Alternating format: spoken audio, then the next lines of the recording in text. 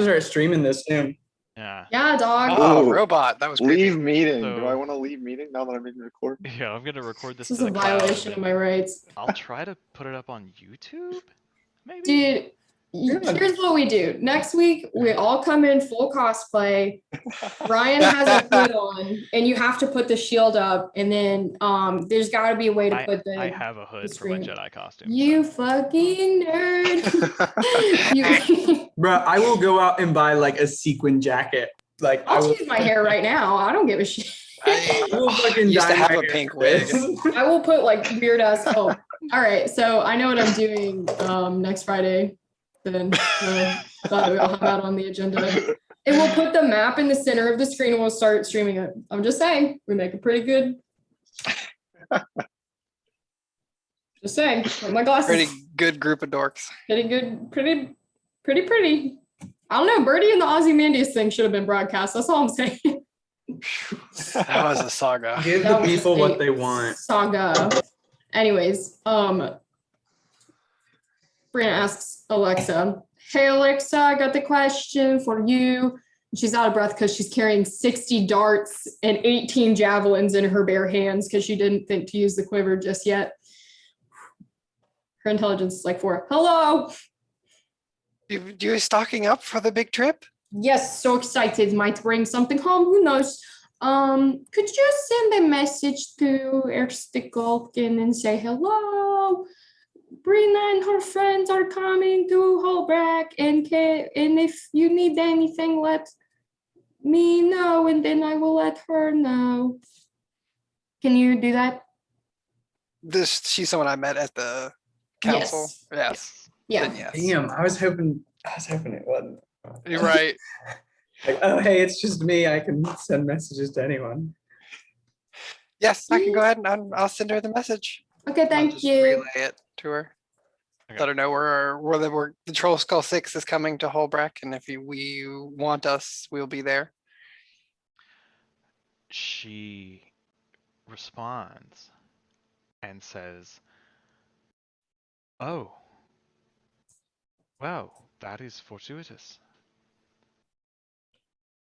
I will speak with White Bear to see if he'll meet with you. I'm leaving, but I may still be here when you arrive. If so, we should talk." Oh, she said we're either going to meet with her if she's still there, or White Bear. Oh, okay. You know the name White Bear, Dude, he's a the big leader of boy. Hoelbrak. A big cool fucking boy. That is not what I expected. I'm gonna pack my bag a little quicker. We should probably go sooner rather than later. And Brina runs upstairs, and if there's such a thing as a duffel bag, and if she can put any seashells or like cool glass bottles or like bar coasters or just like weird silverware she's found into it, take with her to Steals show our her own family. silverware. Just literally, like, if we've got any like weird shit from the bar, I've got a list of weird things that I'm gonna bring my tunic and leggings from the Temple of Lissa just to show them what other cool fashion is. A dragon tooth, definitely bringing that. My cool paints, obviously, more seashells, the business cards. I have one that I'll bring. Business card. Both of my top hats.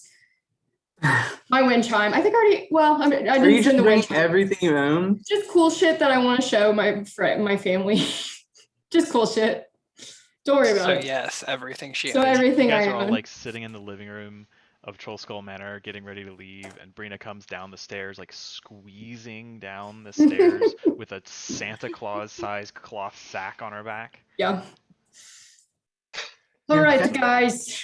There's not a gate, right? We have to walk there. No, No. there is a gate to Hoelbrak. What do you think this is? So are we all ready to go? 1800s. Yeah, I'm ready if you're ready. I just have to I'm go gonna buy teach you guys a off. winter coat first. I'll be What do you have to buy? What? a fashionable winter coat. Oh, We can pick it up on the way to the gate though, I'm sure. I think I left I think I left a lot of my stuff at home, but I do love a new coat. That's Do cool. we really need to get them?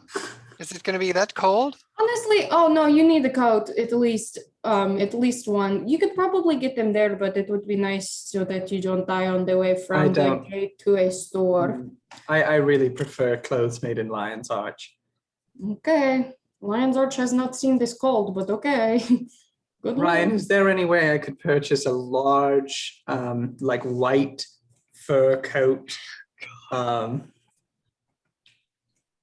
So it is currently the end of the winter season, or like the later part of the winter season. Perfect. at Great this You're gonna have sales. to buy it latitude. on clearance. Yeah. But Sounds right winter- up Birdie's alley. Winter in Lion's Arch is like winter in Georgia. Fucking Like the it gets cold. Bahamas. It gets to like the 30s, Yeah. but snow and ice are incredibly rare. And so Okay. your clothing here is like you can get winter clothes, but they're going to be very utilitarian. Mostly, if you think of like sailors on a wharf, like pea coats and toboggans and like thick knit gloves. and Brina, stuff do like you that. know if they have large, stylish fur coats in Hoelbrak? Oh yeah, we have lot of fur, lot of Okay. warm. I'll buy things. one in Hoelbrak. No big deal. Okay. We'll buy it there. I'll just pick you up and we will run very fast to I'm the sure fort. the airport has something. We'll be fine. I don't think that is a real thing. What are you A talking? port in the air? How do you get up there? What It's is- it's a Lissa thing. You all wouldn't get it. I know what I know who You wouldn't Lisa get it. You wouldn't get Okay. it. Okay. Well, I mean, I can cast fly. We can get up there. You wouldn't understand. You wouldn't understand. It's very, very hush Well, hush. I mean, we're gonna get to the bottom of it. I pray that you do. There Someone are must. airships, right? No. I mean, not that you've seen. Okay. It's a Lissa thing. It's very, very hush hush. well, I will have a talk with Lisa about this. I know like the Abyss is like her friend, so I think that's how it works. Boop, boop, boop, boop, boop. Okay, time to go. And I'm already walking with my big Santa bag.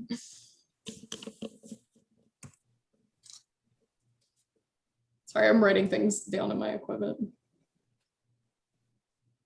Me trying to keep track of the things that I've Okay. built. If you guys are all ready, as you're kind of zipping towards, or as you start to leave the house, you turn and realize that Kitri's not with you. As you kind of call out her name, you hear this little chirping as a bird swoops down from the peak of the roof outside the tavern and sort of alights on Brina's shoulder.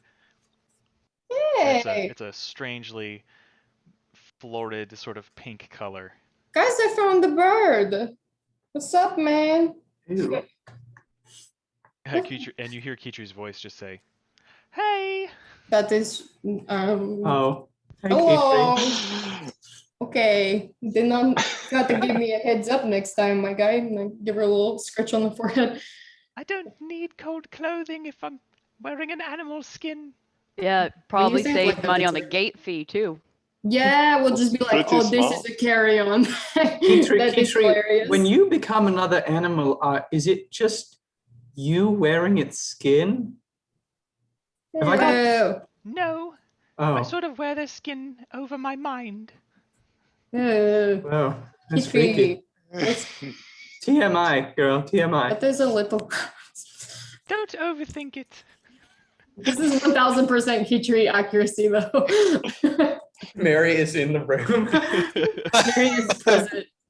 It's like a Ouija board thing where it's like, Mary, are you here? Like- Only Anyways, if you have cheese.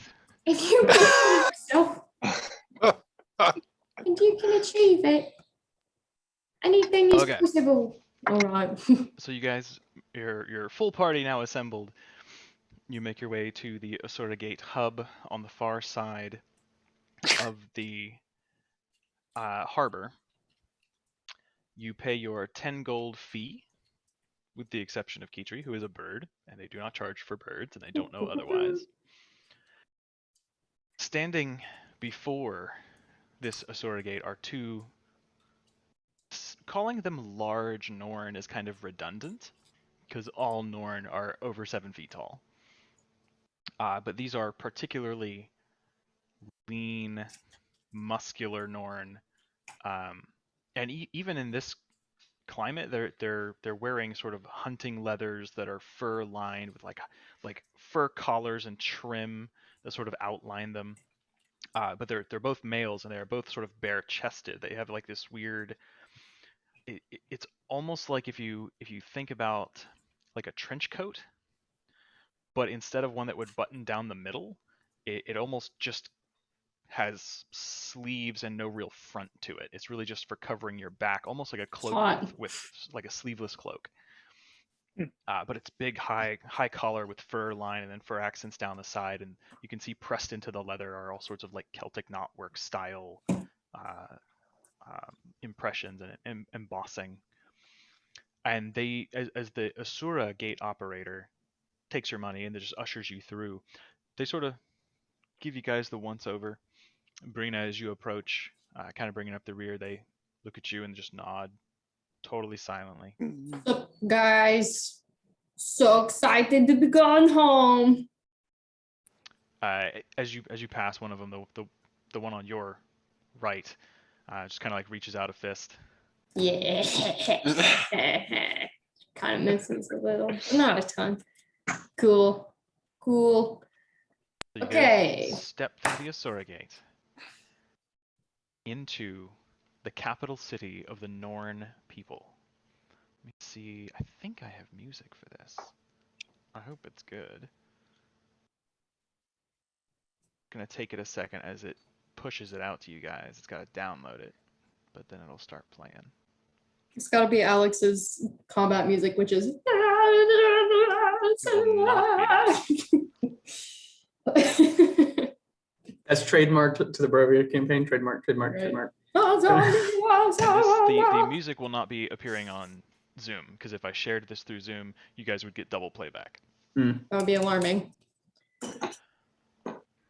So you guys, you feel that familiar kind of tug forward as you're sort of like pulled magnetically through this arcane membrane of swirling energy.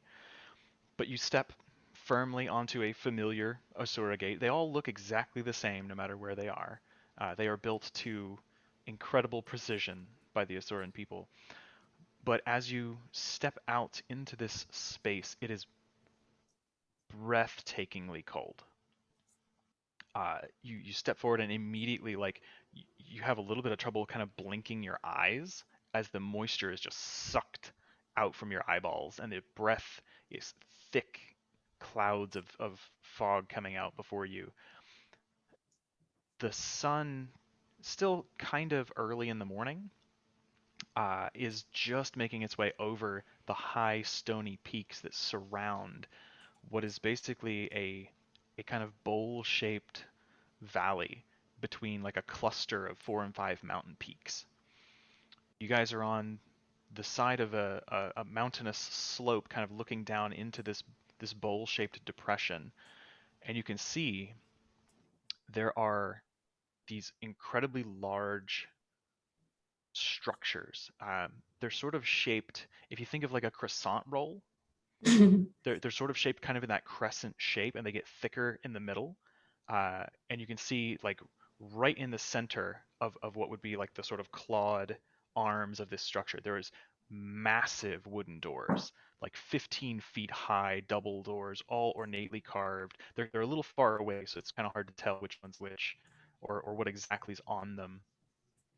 But these appear to be mostly wooden structures, strong stone foundations. Several of them have very large windows, and in front of each one is a gigantic, like 40, 50 foot tall chunk of ice carved to resemble a beast. One of them has a proud standing bear gazing out over the sort of shared ground between these large structures. One of them has a cluster of 3 wolves, all carved from the same chunk of ice. Another has an enormous raven, wings outstretched in flight, kind of standing up on top of a perch, and it's all, again, a single massive chunk of ice. And the fourth and final, what you now recognize to be the Norn equivalent of a temple, has a majestic snow leopard standing on top of what's supposed to look like a rocky crag, just sort of standing proudly, also kind of surveying this area in between them at the center of this bowl. Brina, you recognize these as the lodges of Raven, Snow Leopard, Wolf, and Bear, the sort of spiritual centers of your people. Immediately to your right, you are at the sort of ass end of one of these enormous structures. It dwarfs the lodges to the animal spirits. It's one of the largest structures you've ever seen. It's almost the size of the royal palace in Divinity's Reach, and it again is shaped in this sort of similar sort of crescent roll style shape where it tapers off to the ends, but the middle is sort of a higher dome-like structure, and the front being kind of smooth with these massive wooden doors.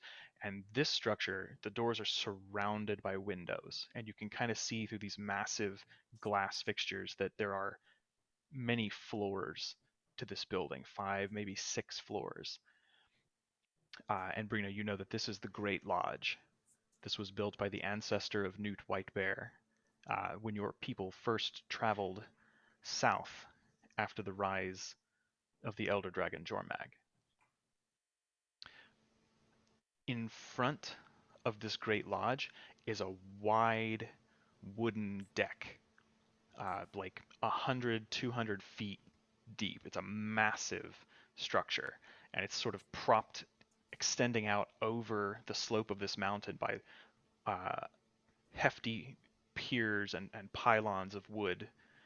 And then beneath it, you see there's another lower deck and massive stairs that ramp down from the upper to the lower, and another massive set of ramping stairs that go from the lower deck down into the floor of this bowl-shaped valley.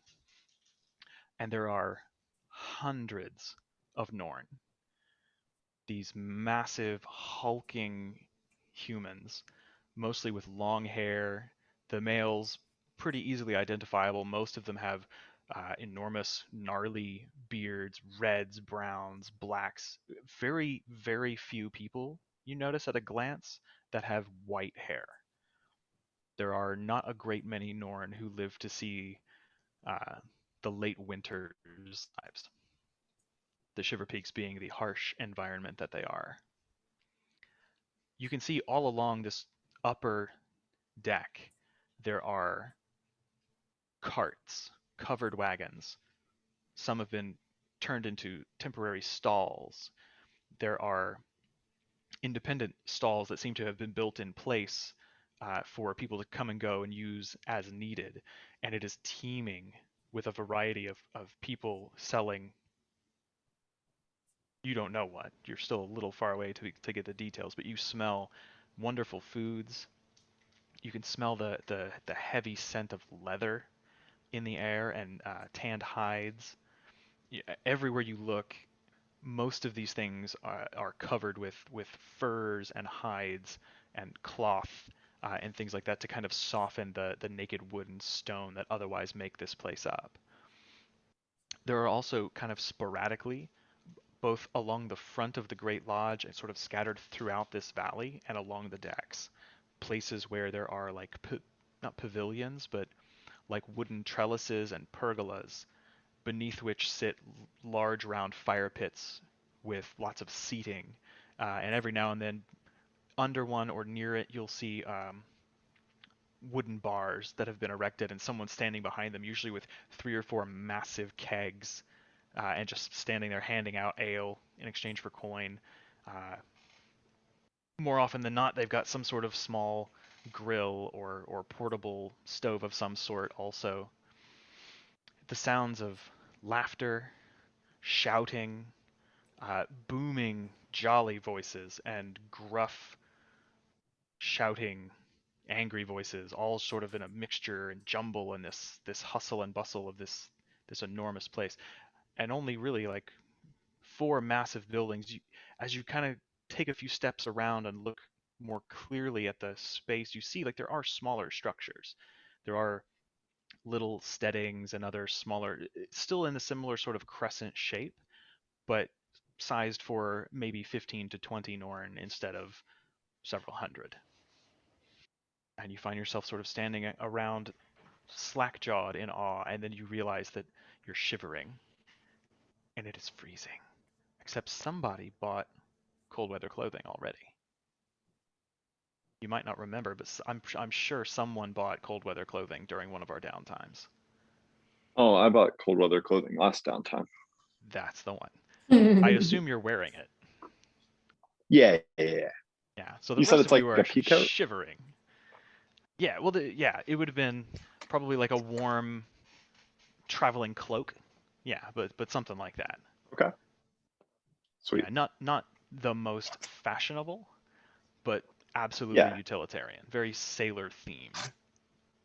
Ooh, sweet. Where is the code store? You I'm know, gonna be cutting diamonds over here soon. We really need to go. no, I totally agree. It's I am actually I'm gonna throw up. a little bit risk. I pick up Birdie and Alexa under my little arms and try and Share the body heat. all right, guys, come on. She takes a deep breath in and kind of starts like making her way down, kind of sprinting, kind of jogging, just really excited. And as she's walking down, she's like, I forgot to mention this. I don't know if you noticed, but I'm like really tall and you guys are really small. So I'm going to have to look for like extra smalls for clothes. That did just occur to me then. We can wear Hmm. baby sizes. Even our babies are a little bit bigger than you, like. I'll look Anything. into that. Your babies are pretty small. All right, they're baby sized, whatever. Baby sized baby. Shut up, you don't know how big my baby. Our babies are full grown Our men. babies come out the size of men, grown men. All right, run. To I keep- where are you headed? Just like the vendors on the deck as a whole. Closest thing I can find to someone selling clothing of sorts. She's been to Hoelbrak before, but I think it was really only like the one time. So she's not super duper familiar, but is familiar enough, I think, to head in the correct direction. Actually, and so directly to your right, just in front of the Great Lodge, this upper deck is sort of like the trade commons. That is what I, yeah. Yeah, so it's right here. And actually, as you're entering this area, sort of around to the right, previously obscured by the edge of the gate and some other stalls and things, you see a couple of larger structures that are of Norn craftsmanship. You recognize like the knotwork on the large like exposed beams and things like that, but the general shape is a little bit strange. It's almost Crichton in design, and one of them has a very recognizable symbol carved into the sort of keystone over what would be the archway. It is an instance of the Black Lion Trading Company. Hey, home And sweet home. Just next to that is the Shunlai Banking Guild. Hey. I mean, we can start with the classics. We just jump by Walmart, pick up some flip-flops. You see that they have just open archways. There are no doors. And you can see kind of people inside. There are people standing on sort of raised platforms, kind of talking out. It's almost like looking at the floor of the stock market, like the stock exchange. There are people sort of up on things, talking to people, handing them things in exchange for money and shouting back and forth. And in the Shunlai Guild, it's very, very similar. There's just an open archway. You see a couple of people standing behind a counter with metal bars, kind of separating them from the patrons. But you can clearly see in, and there's a couple people in each one, and business is being conducted. And all around you, Norn are walking and talking and laughing very loudly, and there are plenty of merchants all about you. Okay. Do any appear to be selling clothing wares? there are a great many people selling both raw furs and hides, like tanned, ready to be used for packing or bedrolls. There are people who sell traveling gear, people who have a variety of cold weather. Easily enough here to find pretty much any mundane piece of equipment.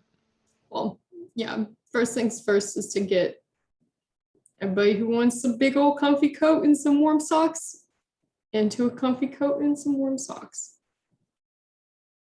Kind of Easily set done. Birdie and Alexa down. Okay, guys. You can do it. Go make friends. First day of school, here we go.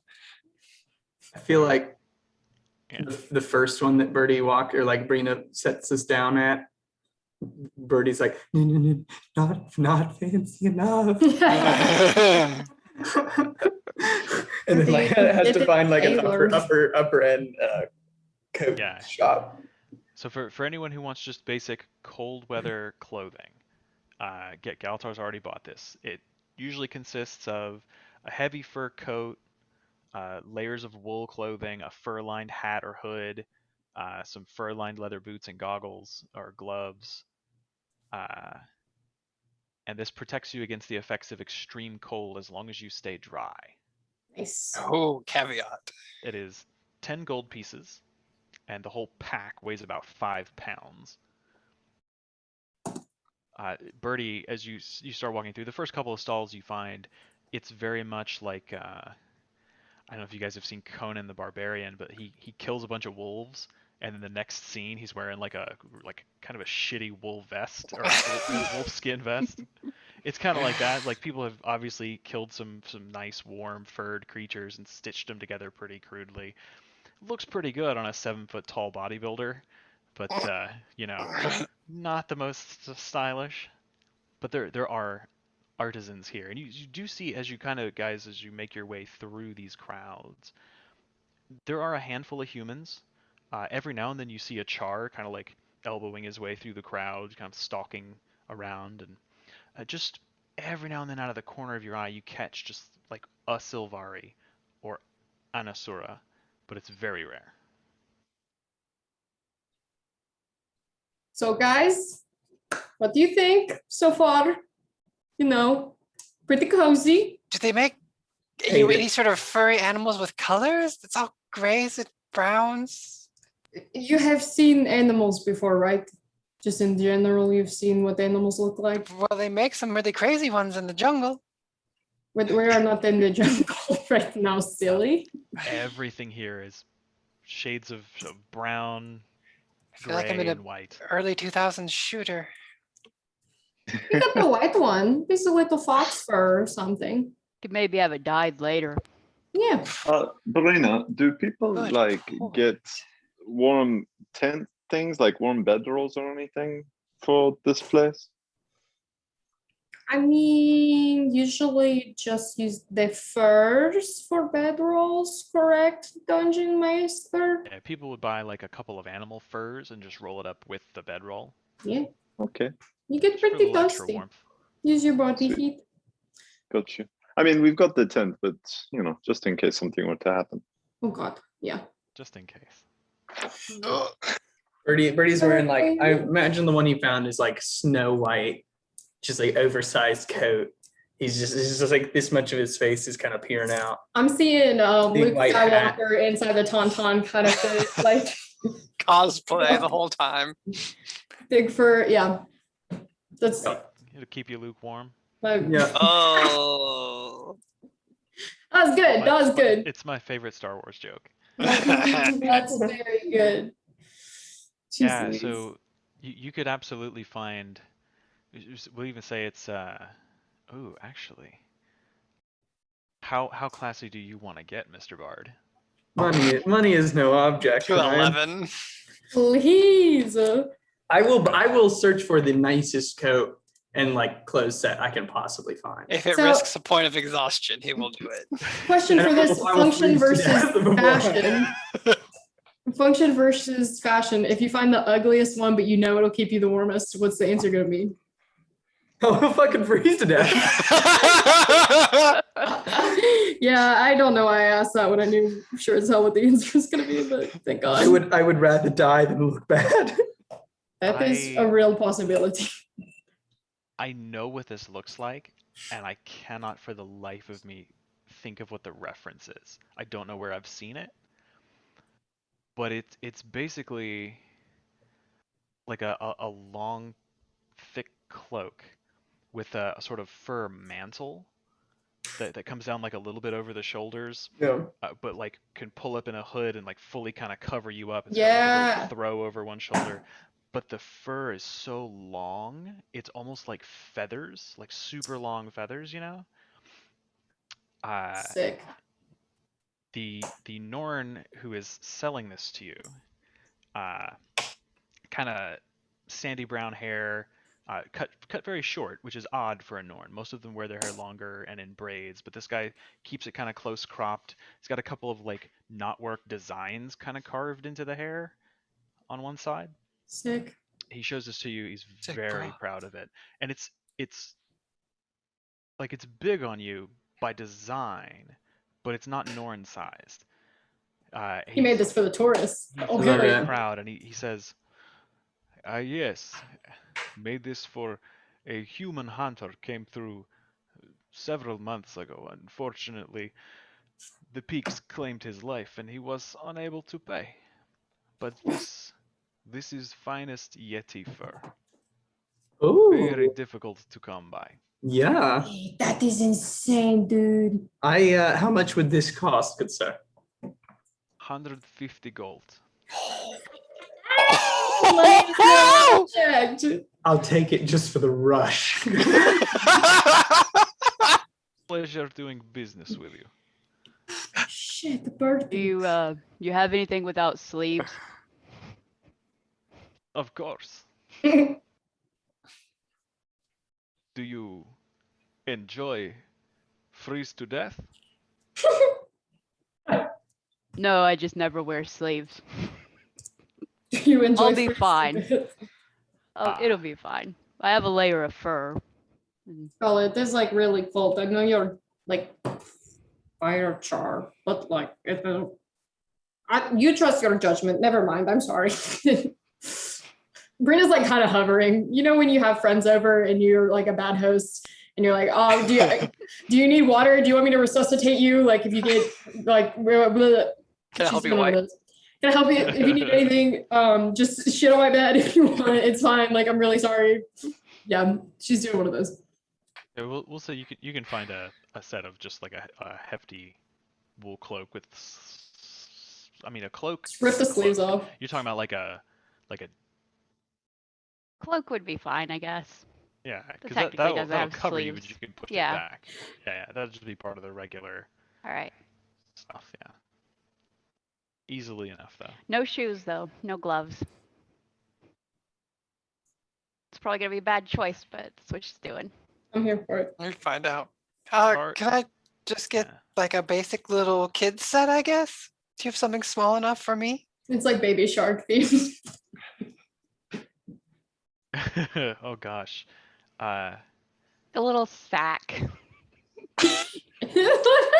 He like Not the kneels first time. down, Won't be and the it's last. like not only does he take a knee, he like bends like his head is almost at the little level of boy. his other knee. He gets really close to kind of look you over, and says, maybe. Give me a moment. And he turns around, and you see him like it takes him a second because this is one of the more permanent stalls that's been built here, and he goes to the back into this heavy wooden chest, and he just starts like throwing stuff out of it. And oh, now I've got to check this link. It's Oh really yeah, good. yeah, basically. Is this for you, Birdie, or for Alexa? This is for me. This is what Birdie looks like in the comb. So Oh god. he comes back Fuck. and he says, this very special order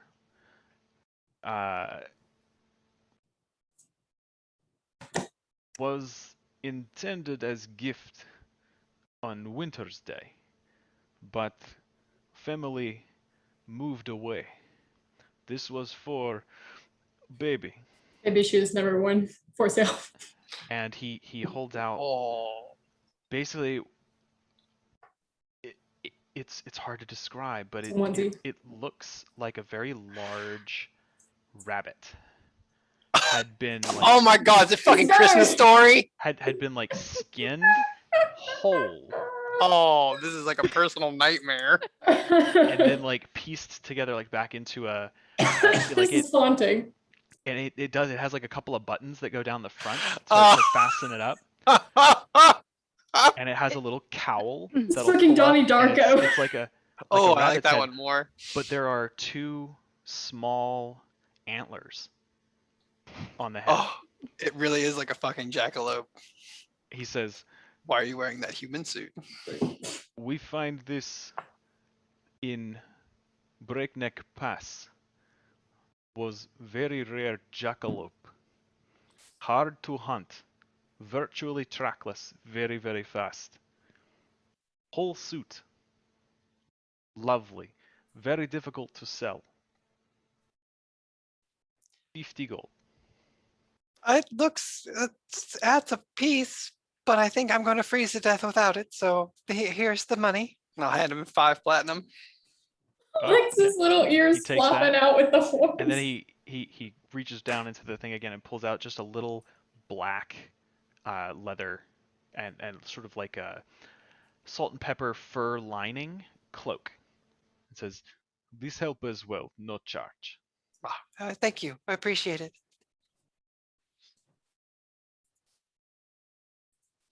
Pleasure doing business. Call Svelten Bjornsson for all cold weather gear need. Belton Elfin, Bjornsson. Svelten Bjorn. Bjornsson. son. Svelten. Thank you, Svelten. Appreciate your help. Love it. She buys like a basic cold weather gear set. She already. Yeah. I left mine at home, but I got some new ones. I've grown an inch since I've left. I don't know what I'm talking about. They've got plenty here. Kitri's just sitting on your shoulder, chirping away. Hey, buddy. We'll get you something whenever you want, okay? That looks really lovely, Alexa. Oh, Make fun of yeah. her. You're I'll be super able to cute. shift like you are. But not Kind right of. now. I save it for later. If I get to see one of those creatures, I could turn into one. We will try our best. I just wrote in my notes, Alexa buys a nightmare onesie. Yeah, really. It's very fancy. Okay, is everybody feeling warm? Feeling good? Bertie, you look very handsome. Thank you. I know. Loving that for you. Do you guys want to look at anything, or do you want to eat anything, or I think they didn't Alexa say that there was like some time sensitive meeting that we had to get to. Yeah, I just want to make sure everybody isn't hungry or cold or anything. Yes, Mom, I already peed. I We think we could just go. left. I mean, we haven't even been here 5 minutes. I don't know. I'm nervous. This is my home. I want to make sure you have a good With impression. all of the like browsing through the vendors and stuff, it's about a half an hour you've been here. Yeah, I'm Half good. an hour. Okay. Right, we can go. Let us go see. Do you mind sending another message to Air to find out where she is, or do you want to just guess? Yes, I can just let her know for sure. Okay, cool. That way we don't have to wander. Tell her we'll meet her at the Great Lodge. Well, I'll send her a message and ask her if she's in Hoelbrak right now.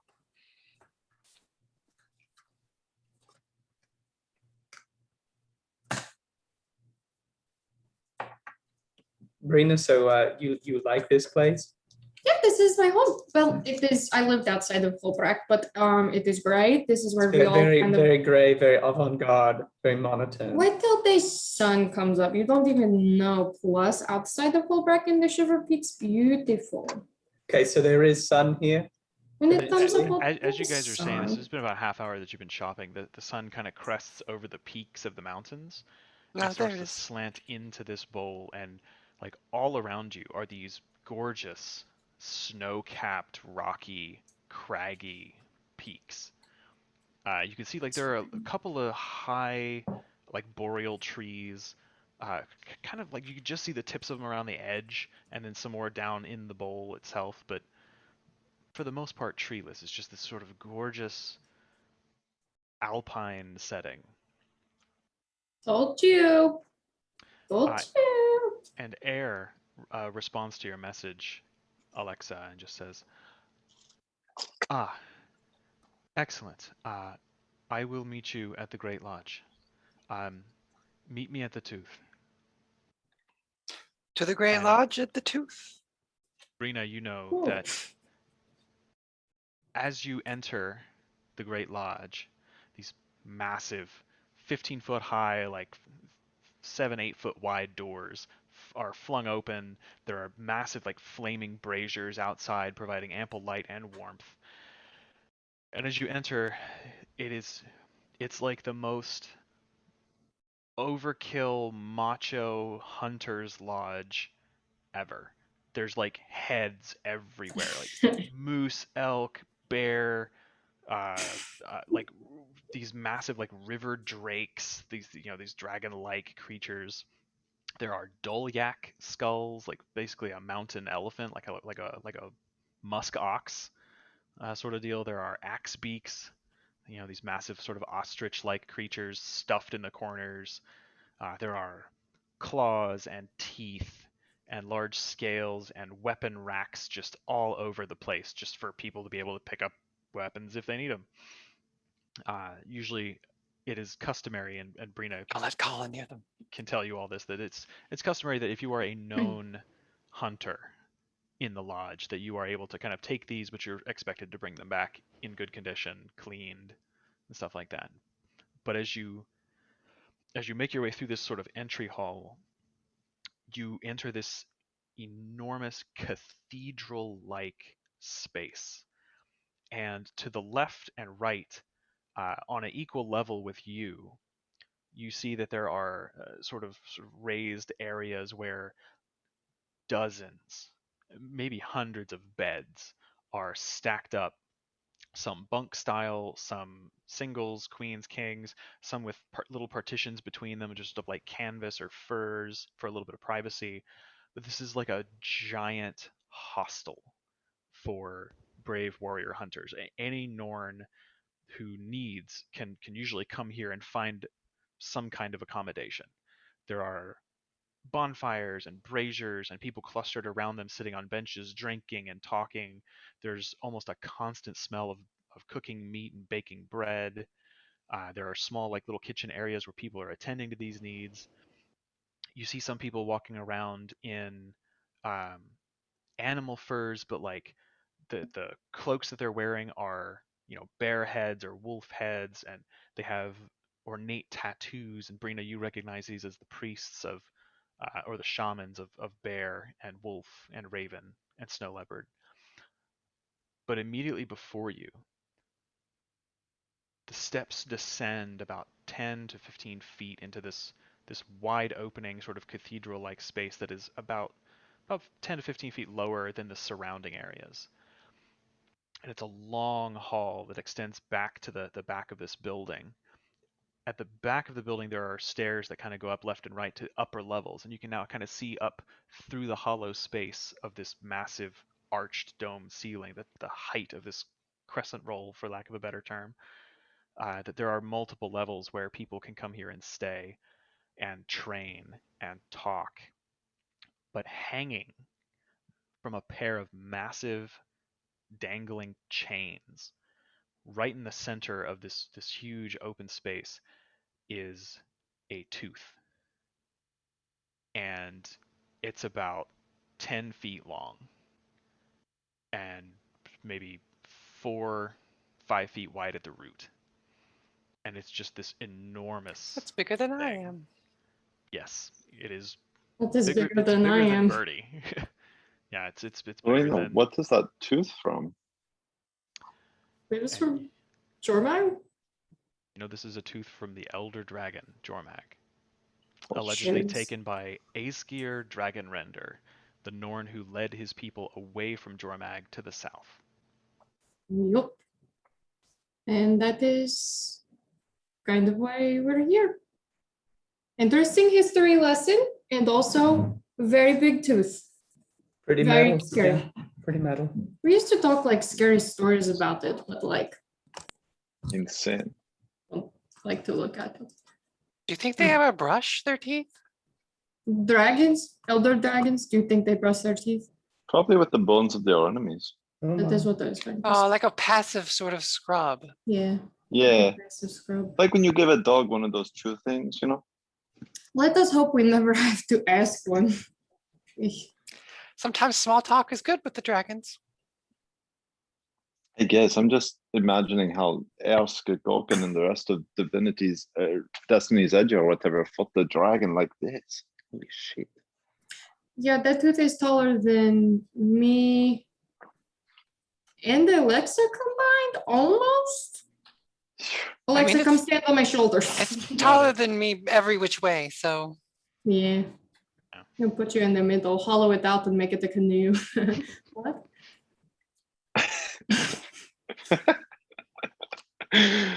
So how's everybody feeling so far? Good? This is really cool. Yeah. As you guys stand at the head of these stairs, Brina, your eye is caught.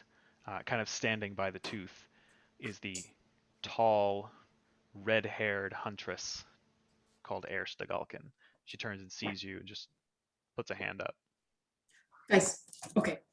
Wait, first, before, how do I look? You look great. Like you always do. All Damn right. it, Colin. Is that not good? No, it's fine. I don't know. I- I turn around You and really- start. think- You really incredibly should get a muscle. haircut at some point. It's What are you supposed to be doing? Come on, come on, come on. And I turn around and very confidently and beautifully and talented walk towards Air Stogalkin, my queen. The legend. You guys Oh. start making your way down into this sort of lower area. And Air just waits patiently. You can see now kind of like stalking out from behind the tooth and behind Air is this massive black dire wolf. Yeah. And it kind of nuzzles up next to her, rubs up against one of her hands with its head, and it sits down next to her, and she just starts to kind of idly scratch behind one of its ears.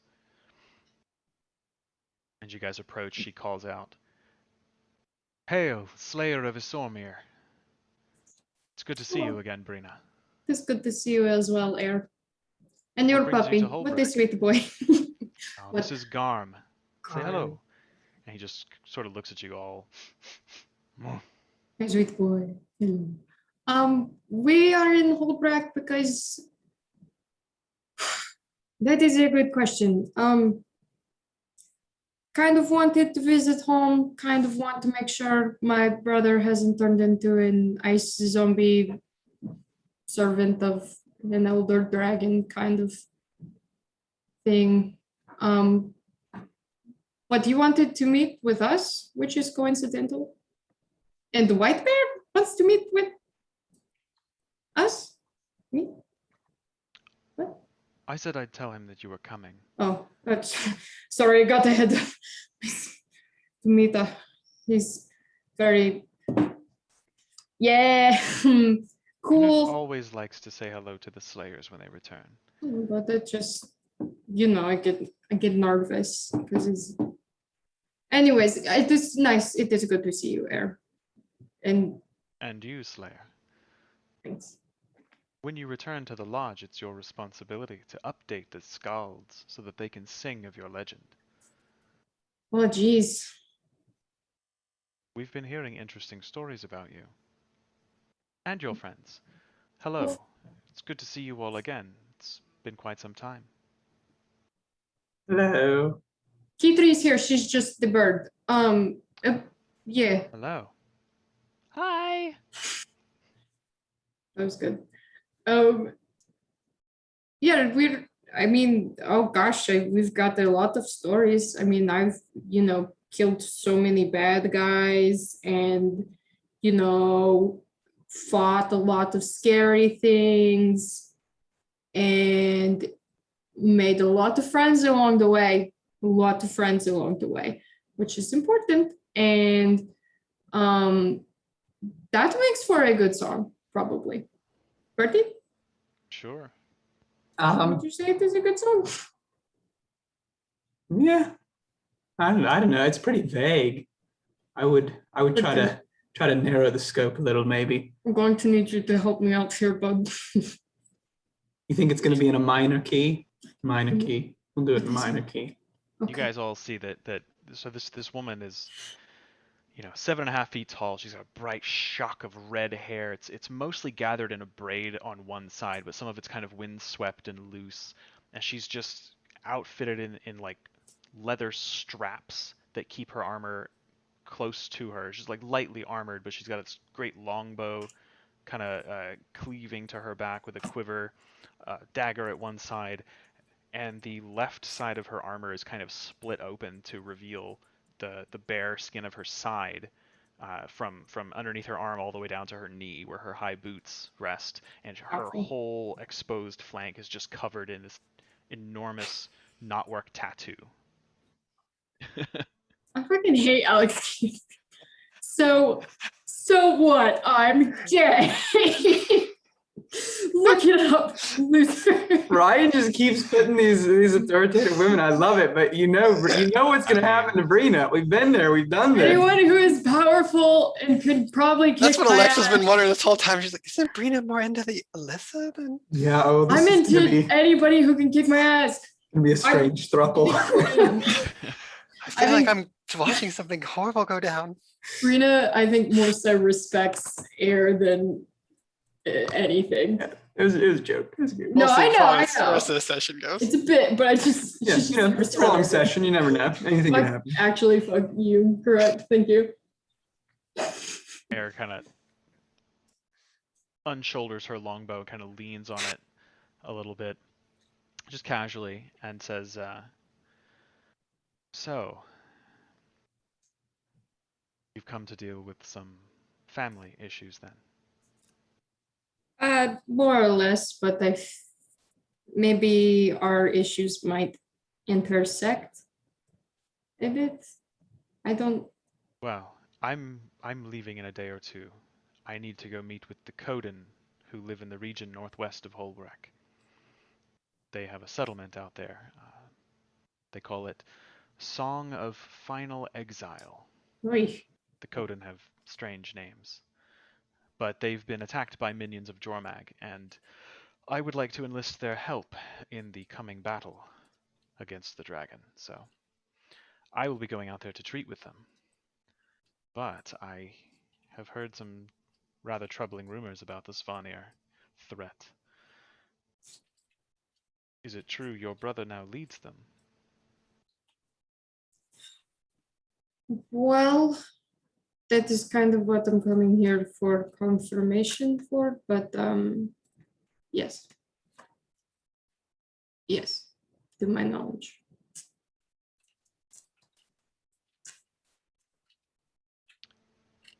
Things like this are usually, and then you hear, Brina, mina baby Bjorn, and to your left, you see your enthusiastic mother running down the stairs, followed slowly by your very large, kind of girthy father, who is slowly making his way behind her. She rushes over to you and just sweeps you up in her arms and just gives you like this enormous bear hug.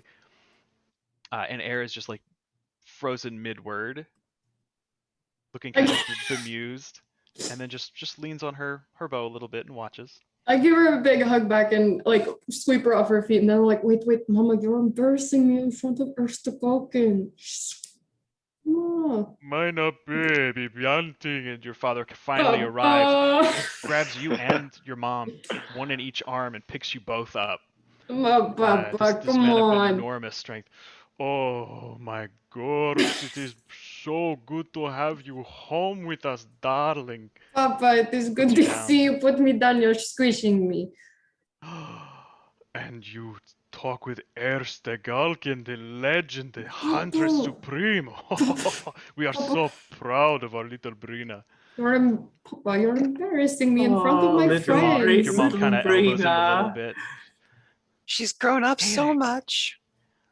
Mama, What? Aelin, I say she is a mighty huntress. This is true. This is known throughout the land. And you see Air is just nodding politely, very patiently. Erstigalken, these are my parents, Eileen and Eric. Eric's one. Aelin and Eric, I have, of course, heard of you. And you see, like, your father swells up even larger, if that's possible. And your mom sort of, like, blushes a little bit. Well, we are very proud of our baby bear. She's done Baby so bear. much. Our little slayer. Mama, this is so embarrassing. Brina's our BB. Air's Aw. just smiling. There's like a knowing look on her face. You have every right to be proud, of course. I stand up a little bit taller. Thank you, Eric. And Mama, Papa, these are my friends from Lion's Arch that I have written about like a lot. Tyria is a bird right now, but she's not normally a bird. This is Alexa. She is very small. Kala, she can kick my butt and probably almost everyone's butt. Not yours, Airs, obviously, because your butt is. And this What is Mimosa? Bertie. What? This is Bertie, and this is Bertie. He plays all of the instruments. Hello. He's very good at fashion. And this is Galator, and True. he's read every book that has ever existed. Nice And- to meet you.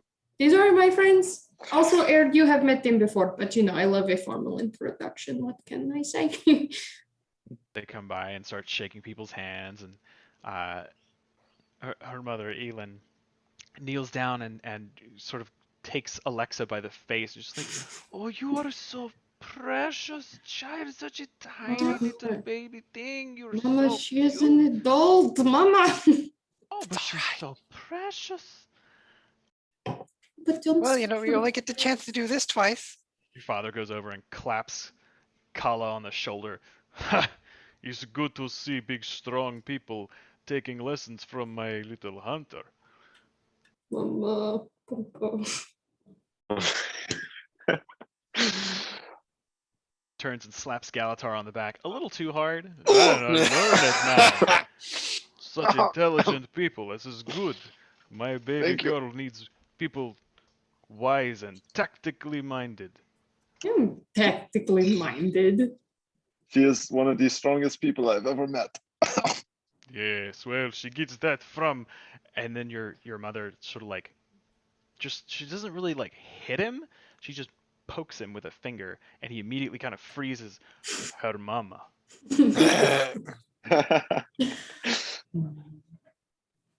Air sort of just smiling and listening, and says, well, it's been a pleasure.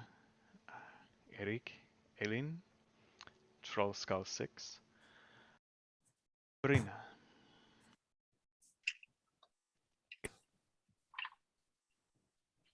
That your legend is truly beginning now. Wait, I missed the first part of that sentence. Your legend Oh. is truly beginning now. Oy. These moments, these tasks are given to heroes to challenge them, to prove their worth. Only you can choose how your legend ends. Remember that.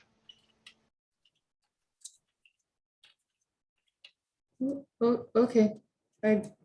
She steps forward like into your space and grabs you by the arm in like the Roman handshake. Good hunting. To you as well. If you need extra hands as you head to this Song of Final Exile, do let us know. Seriously. I should be all right. I believe. And then she turns to your parents. Trying to pick one of my 17 children. I'm trying to remember which one. Yes. She turns to Eric and Eileen and says, I believe one of your other children, Solvig, is out scouting ahead for us. And your mom, at that point, your mom like beams with pride and kind of swells up. Ah, yes, my baby boy, he's out, yes, doing that. He's been gone several days, but you are in the best of hands. I'm sure I am. We'll be all right. This should just be a diplomatic mission. Famous last words. True. She just nods and starts to make her way out. She turns, gives a brief whistle, and the direwolf just sort of calmly steps up and starts walking. But before we go, one last thing, just in case you need to get a hold of us. Oh God. Percy, come on. I'll just like hold out. How about one of our business cards? The dog eats it entirely. Just in case you ever need to get a hold of us. She looks down at you Mm-hmm. and just says, if I need you, I will reach you. Nice So, quote. thank you. Turns around and walks away. Damn, didn't take the card. Shit. You understand now why the cards are embarrassing. What? Did you say What? what? Nothing. Oh, What? we gotta have an extra card, I guess. Yeah. Oh, would your parents like our card in case they ever need to get a hold of us? I already pulled it out, so I feel bad putting it back. Sure, I'll take one. There you go. All right. Yeah, great. In case you ever need to get a hold of us, that's Oh, this is very fancy paper. indeed it is. I'm so glad you noticed. That card Absolutely. is probably worth about 5 gold pieces. Very nice. Brina, you do very well for yourselves, yes? We have become successful in some arenas, but Bertie is a bit of a financial wizard of sorts. He Some would say. a taste for the finer things. Speaking of, and I pull out Oh, Oh, Like- Christ above. It's no, no, I hand them like clown car. Here the we you go. start giant to, drawer. like, Here it Go comes. put your bag down to get stuff out of it. yeah. I pull my bag out to get stuff out of it, and I hand them like 50 platinum. And I say, Mama, Papa, speaking of, we have been hard at work, and I do want to bring some of the, stuff back for you. Here's this. And also, and she pulls out a couple seashells, and she's like, I don't know, these are from Lion's Arch. I thought that. Your mother kind of like stops you and says, Here's 500 gold and here's a seashell. baby bear, there are people all around. We're drawing attention. Come. It's Our not. quarters. Okay. You're embarrassing us. We have Brina. chests to keep our goods. I'm not. That is Please, smart. Somebody going to. Yeah, just fight like us start for pulling this. you guys aside. Okay. Brina never has really understood containers and, storing things. Can carry all of it. I don't understand why you want We to. Tried to use teach your her mind. banking, but Didn't go Why would well. I give my money to someone else to hold it and put it where? I mean, to be fair, Exactly. I do have a safe in my room, but Eric says very wisely, yes, well, the Norn, we are used to carrying everything we need on our own backs. Plus, if you can't carry it, you stick it under your bedroll, and then no one knows. I'm fundamentally opposed to carrying things.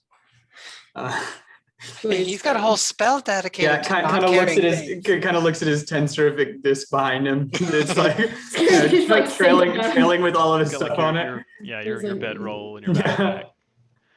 So they actually lead you up to the second floor, and there is a little area that's kind of been set aside with screens of hides and furs. It's just like a big king size bed and then a smaller sort of like a sleeping cot piled high with furs, a couple of chests and sacks just sort of set about, disorganized, but there's a bit of privacy. There's a little curtain they draw. There's a big roaring fireplace outside where like 2 or 3 of these living stations are sort of clustered together in a sort of similar area. But yeah, you guys have some privacy, and you start pulling stuff out of your bag, and your father says, "Now, darling, we are fine for money. We do not need charity." No, it is not charity. No, you raised me and then 7 other versions of me. And so, we can at the very least take this. And I pull out the wind chime from Jup Jup and like sprinkle it a little bit and it tingles. Ah, We your mother find says, a pair Oh, of that's boots. lovely. Yeah, it is from a jellyfish. I'm going to be honest, I don't remember what he was. Quaggan. That was my second guess. You say that, and your mother kind of perks up a little bit, and your dad just looks very confused. And your mom kind of explains to him. He's like, "Oh, right. I've seen these They're wild. once. Yes. Yeah. Strange little creatures. No offense," as he points to Alexa. Like, what the None fuck? taken. But There's yeah. a lot of strange little creatures underground. You'd be surprised. Or not. Wait till we talk about this script. That is a good one. But yeah, the money, if you want to buy a new pair of boots or something, just you got this, Your father sits down on the edge of the bed, and you can all hear it audibly groan beneath his bulk. Big barrel-chested man, but clearly very strong. And he sits down, and there's a look of slight concern on his face, but he takes what you're offering, and your mom takes some of the other gifts and sort of starts to organize them. just give them so much shit. Yeah, it's just like a continual train as your mom is like trying to find places in their non-existent home to pile all of these trinkets. They're gonna need a fucking storage unit. But your father, once you've given them all of your trinkets that you've brought, he sort of takes you by the hand and draws you down, just to kind of sit on the floor in front of him. And he says, "Now, you've come here for a reason, darling. Yes. What do you plan to do?" She kind of takes a deep breath and lets it out slowly. Papa, I have no idea. I don't even know where to start. I don't know where he is. I don't know where he's at mentally. I don't know, should I fight him? Should I try and bring him home? Is he worth fighting for? What would you do? He goes quiet and pensive for a couple of long seconds and says,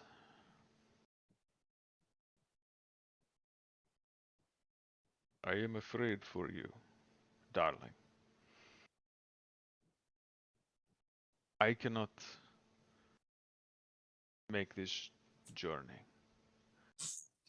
My age is catching up to me, and this is a young person's game. I am afraid to see what my boy," and his voice kind of breaks a little bit, and you see that like your mother, who has been over at like this chest kind of organizing things, has like slowed down to the point where she's kind of just like sitting still with her hands in the trunk, hair sort of obscuring her face, and hearing your dad kind of choke on his words, you hear a sniff. She stands up, straightens out her clothing for a hot second, and then turns and makes her way over, face kind of a mask, and sits down and puts her arms around like half of him.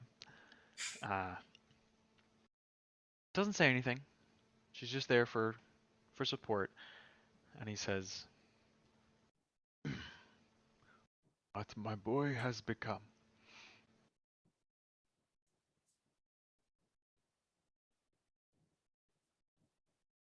White Bear knows where he is, or at least where the sons he leads lair.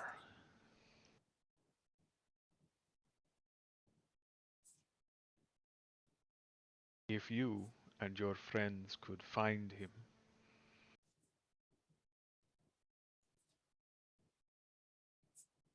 and he again like has to take a moment to compose himself.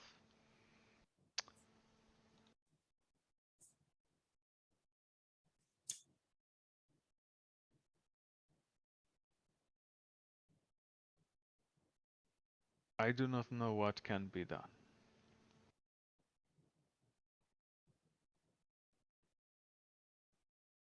The spirits we lost when we fled the rising of the dragon taught us many things. They taught us patience and strength, how to fight for what means most to us.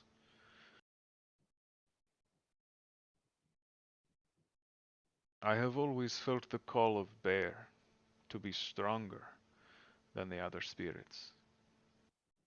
My kinship with Bear is deeper.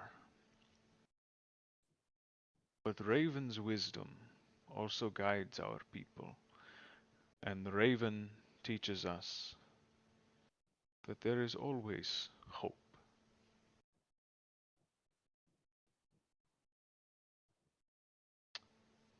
Your mom kind of like lays her head on his shoulder for a second and says,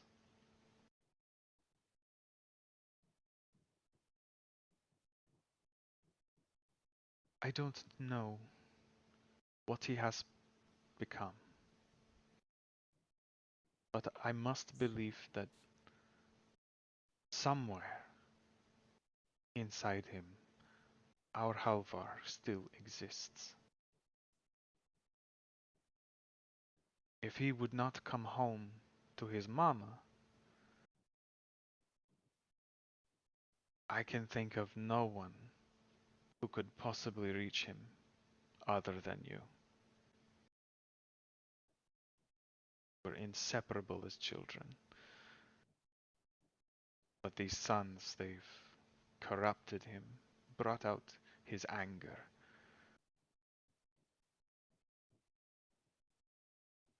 Focuses on it. He is cruel.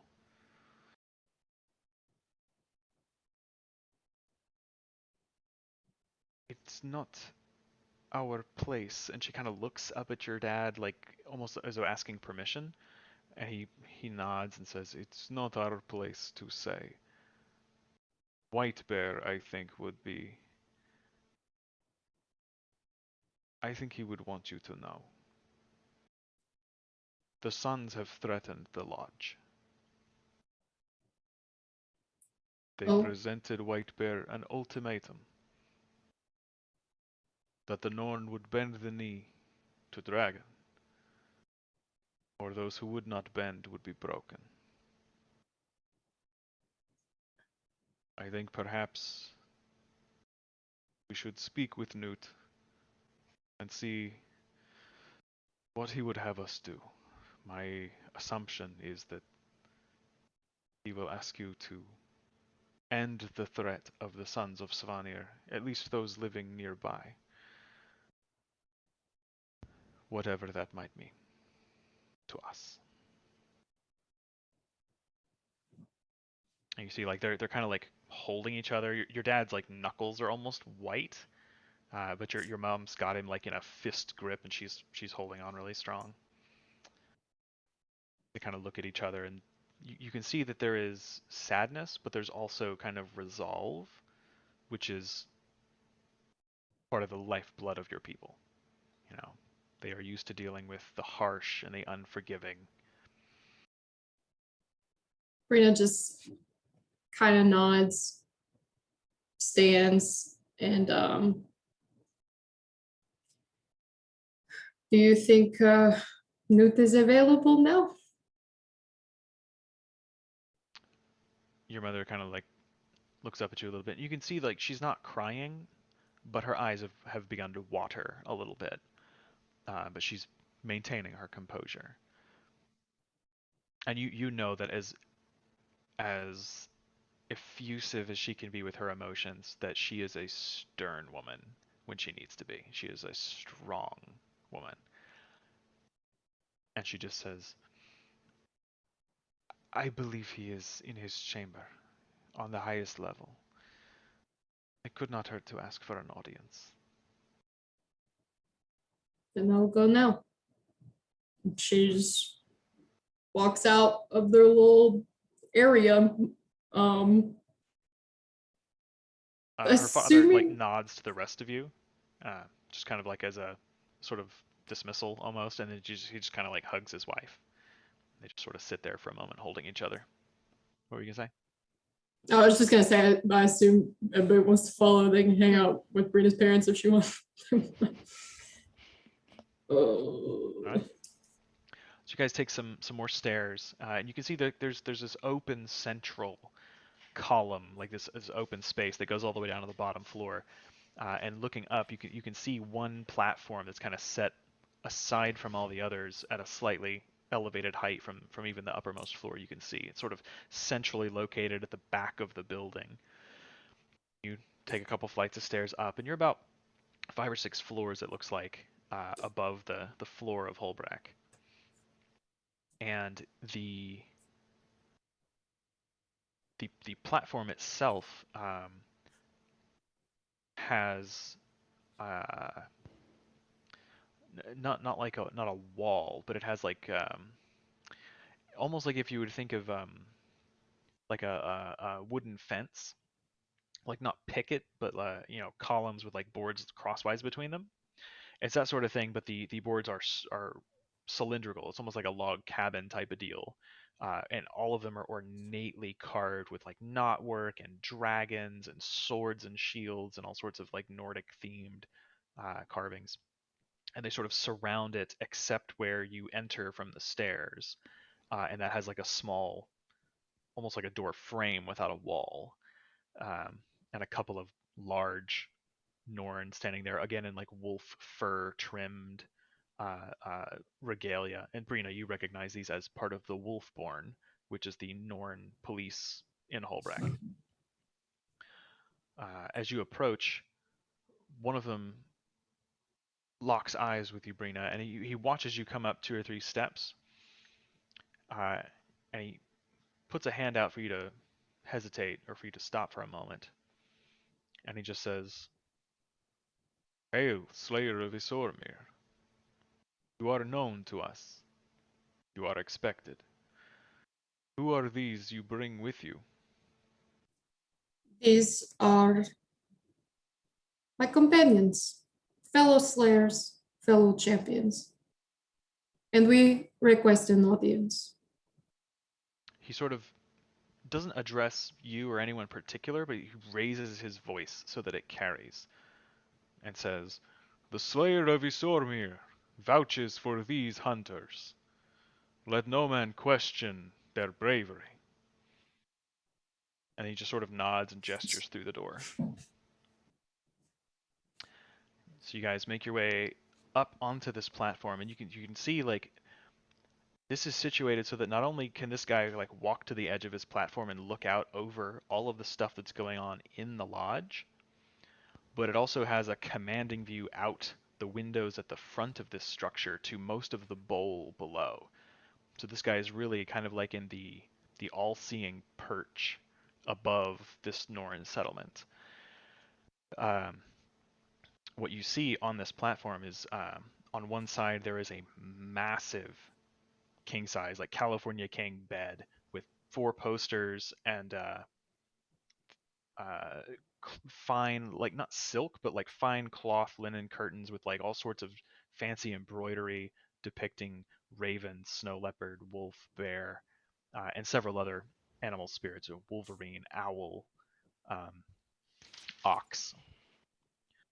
That's kind of off to one side, and smack in the middle in the center of the platform, kind of towards the back end, is an enormous wooden throne that has been carved. It's about probably 4 feet wide, probably about 3.5 feet deep, and it's piled with all sorts of exotic-looking furs of various mountain creatures and massive horns, kind of symmetrically mounted at various parts all around it. And sitting in this throne is a very large, very strong, but very old Norn man, face covered with like small scars from a life of battles fought.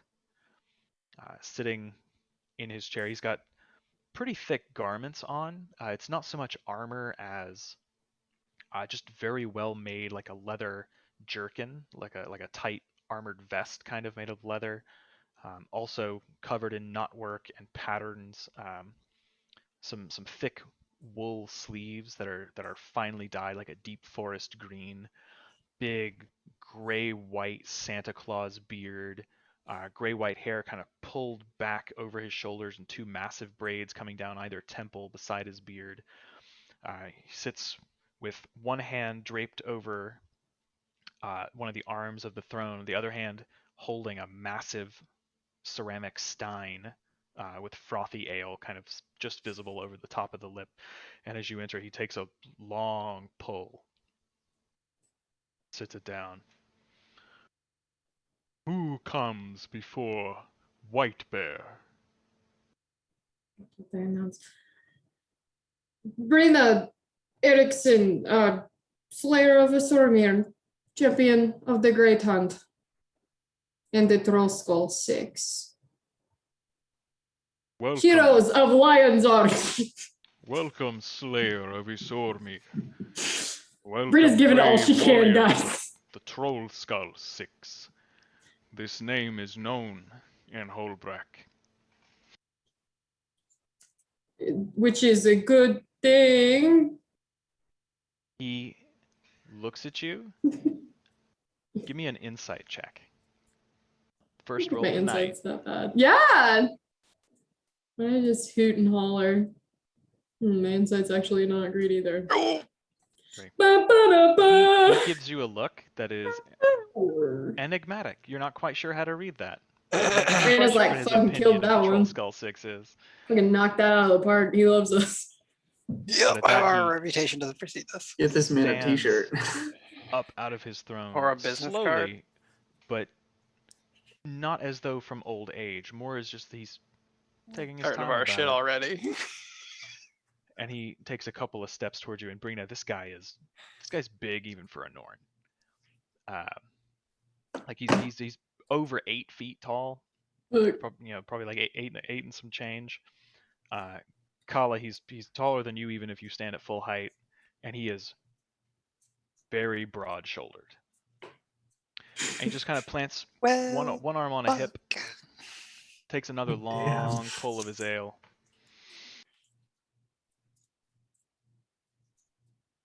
I am glad you came. We should talk, Brina Eriksson. Oh. can I get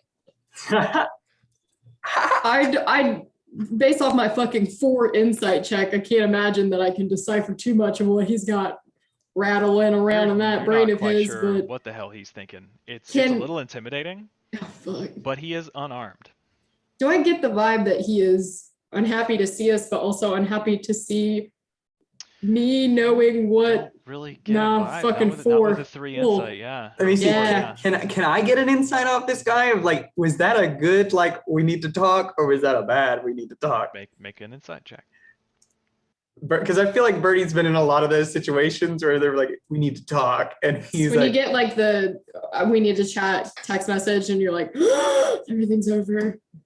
Is he breaking up with us? Is my question. so it didn't roll in this one, but it rolled on my roll 20 thing, or my D&D Beyond. It was a 23, I believe. God damn. Okay. But I don't know why it didn't go over to Foundry. Did you have your token clicked? Oh, and Yeah. did you activate the D&D Beyond add-on?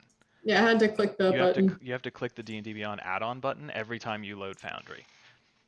The D&D Beyond add. The Try little and red click- Yeah, a little red B in the upper right. I think it's on. in The fact that Foundry. I'm literally biting my nails right now because I'm so nervous and haven't bitten my nails in like months. Right, you use good D&D habits. Beyond's digital dice. That has been Just straight selected. click the button. Go ahead and disable that because sometimes it causes problems. Let me just try again just to. It says virtual tabletop not found. Yeah. So in Found. Oh, I have to in the Foundry thing. yeah, I yeah, got, in the Chrome window. got you. I was doing it on my D&D Beyond window. Ooh, computer Okay. hacker can Well, that one was a 21, That's fine. and that was a natural one. So let's take the Yeah. 23 and 21 Yeah. first. as a treat. Yeah. You catch as he kind of gets Gotcha. closer to her space. You catch the flicker of a kind of impish grin. Okay. It doesn't stay there. Just Okay. like a quick look, and as he's kind of looking around at you all. Brina, you're like sweating. Yeah, I'm quaking in my boots. And he says, "Come, let us have a seat." And he leads you over just off to the facing bed. his throne. Facing his throne, it's off to the left. There's Sleepover. a low table with will like do. 12 chairs around it. It's kind of a long rectangular table. And he just gestures to everybody to have a seat, and he takes a seat at the end of the table. Once you guys all kind of gather around, he says, "Have you seen your mama and papa?" Yes, sir. White bear. White Bear is fine. Okay. Sir White Bear. Sir White bear. Shit. Did they tell you about the sons of Svanir?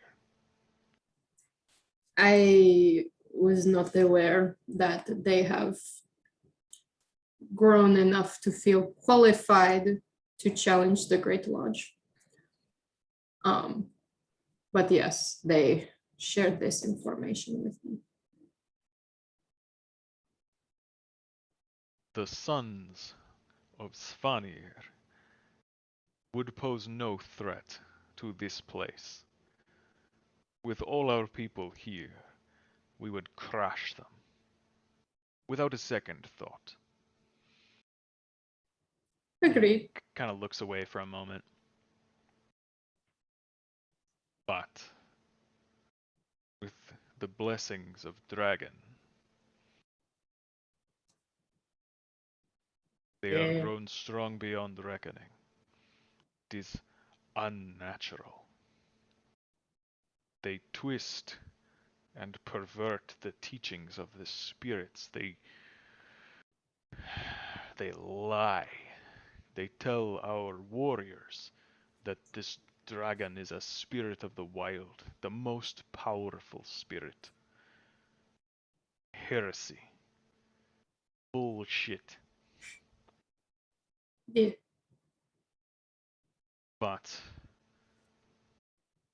we lost many warriors on the trek from our homeland to here.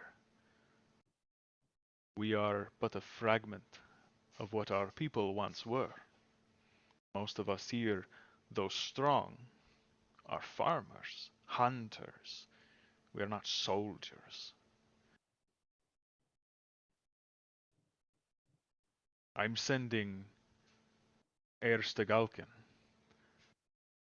and an advanced group up to Song of Final Exile to treat with the Coden. We could use their skill in the smithy and the power of their bear spirit. But that will take time. My scouts tell me that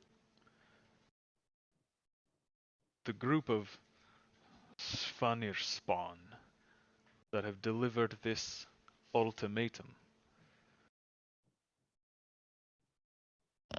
are the closest to us. There are more sons scattered throughout the Shiver Peaks, especially the closer you get to Jormak's lair.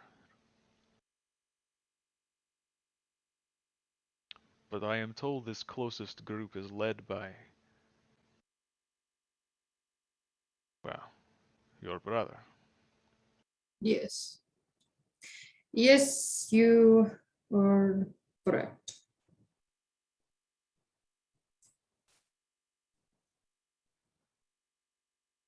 Is Chandler gone forever? Chandler just texted me. Oh, his Wi-Fi just. Because I thought he did his something he had to do tonight. What? I thought he said he had something.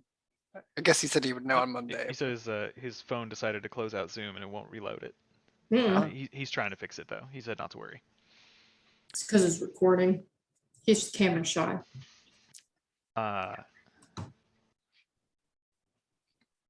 were we saying? My brother's a dick. Halvar leads the Suns. Mhm. And what did you say in response to that?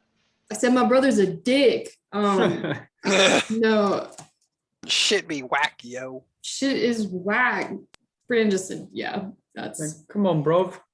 I knew that things were No, bad, that Melvar had joined the Suns and that he had really advanced in the ranks, but I did not know that things had gotten this dire until recently. So Kind of pushes his way up from his seat and just motions to wait a moment. He goes over to where his bed is, and behind it, you can see he gets into a little chest and pulls out what looks like a long roll of parchment.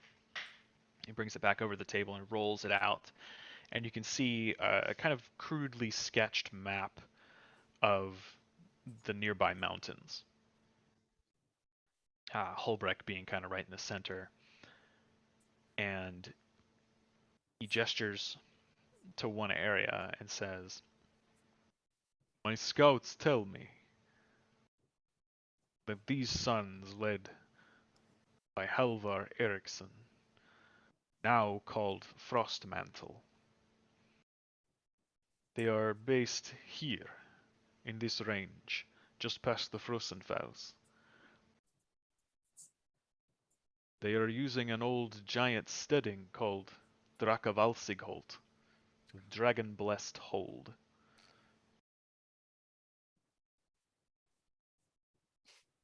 This just rolls right off the tongue. it's like Drakon von Serval. Drakavalsigholt. Dragon-Blessed Hold. It is a series of caverns built into a peak that we call Svanir's Dome. It's very recognizable.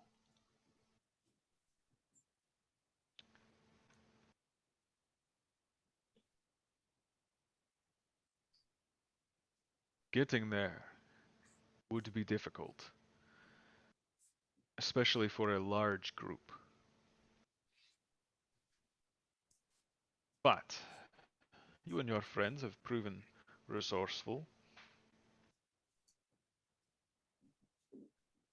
We must put an end to these sons of Svanir. We cannot allow them to threaten the lodge. Moreover, even if the full might of the dragon was not brought to bear, they're causing problems with what little trade we can get down the Lion Road. The Lion Guard are adequate as long as the road is nearby. But they are assailing people in the high places.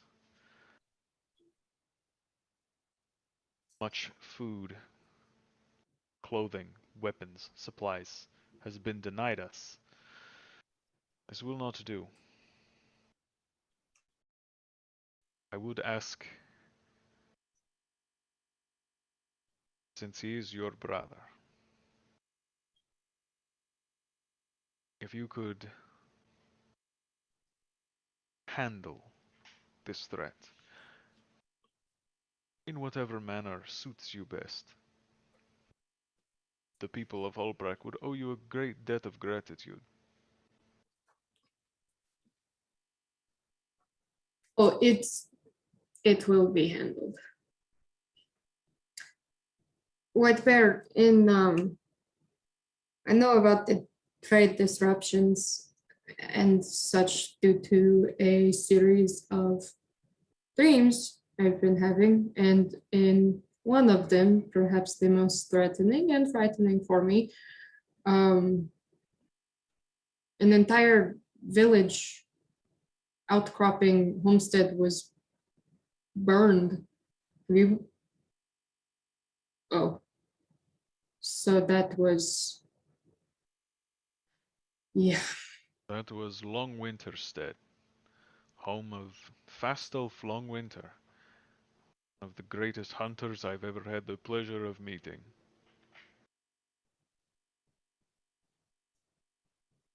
The sons will be dealt with. This is the most capable group I know, and I assure you things will be handled. Stagalkin spoke highly of you, as did the captain of the Seraph. He's The a fine captain warrior, was- so I trust his instincts. And air as well. Brina thinks of the Logan Thackeray doll that she has in her backpack right now. That she got in. Pull it out or you think about No, it? I was thinking about. Oh, yeah. No, she doesn't just plop it on the table. She's no. Anyways.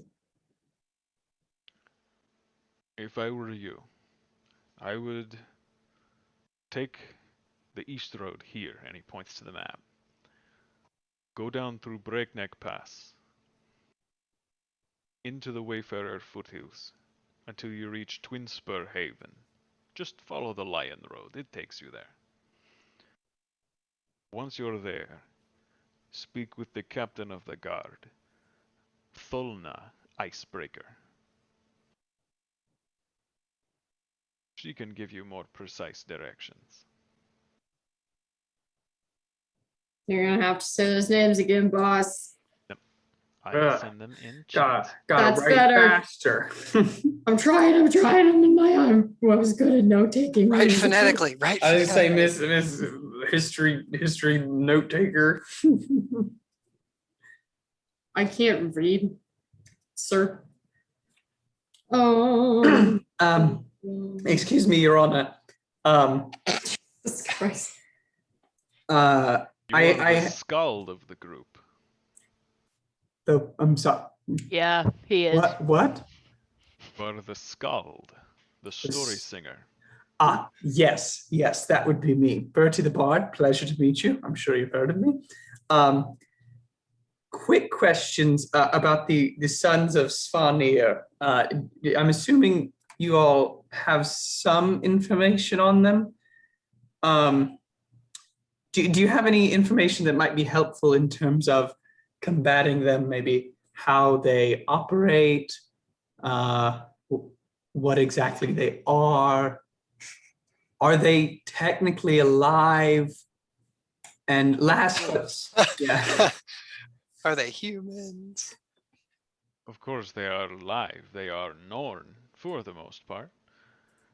The sons of Svanir are Norn. Okay. They are Norn who pledged themselves to a foolish cause.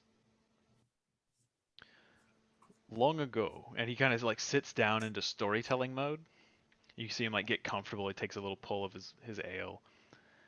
He says, long ago, a great Norn heroine named Jorah and her brother Svanir were walking around Drakkar Lake back home, in the land we come from, far to the north. 'Twas there they first heard the whispers of the dragon.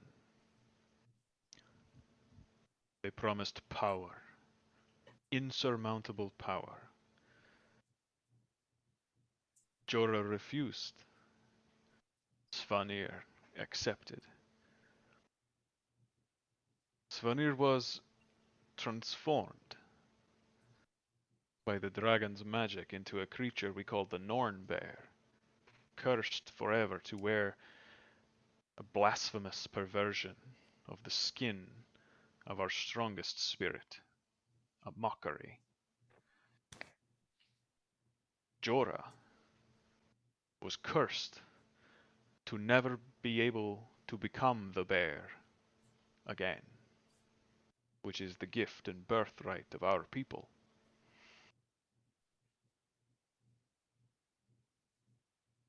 She fled, and it was several years before she was able to track Svanir down and liberate him from his curse. Oh, so there's like a way to reverse it? Death. Ah, The Do you know- mountains are hard places. There are no soft answers here. Do you know anything about how? So they're just regular Norn. They are. regular no?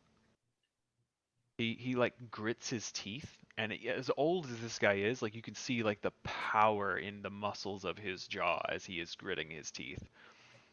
And he says, "Sons of Svanir are the most arrogant, hate-fueled, petty-minded Norn men in existence. Those who are easily seduced by the promise of greater dominion over others. Bullies and cowards. But they are fierce warriors and full of rage. Formidable foes." Let me ask it this way.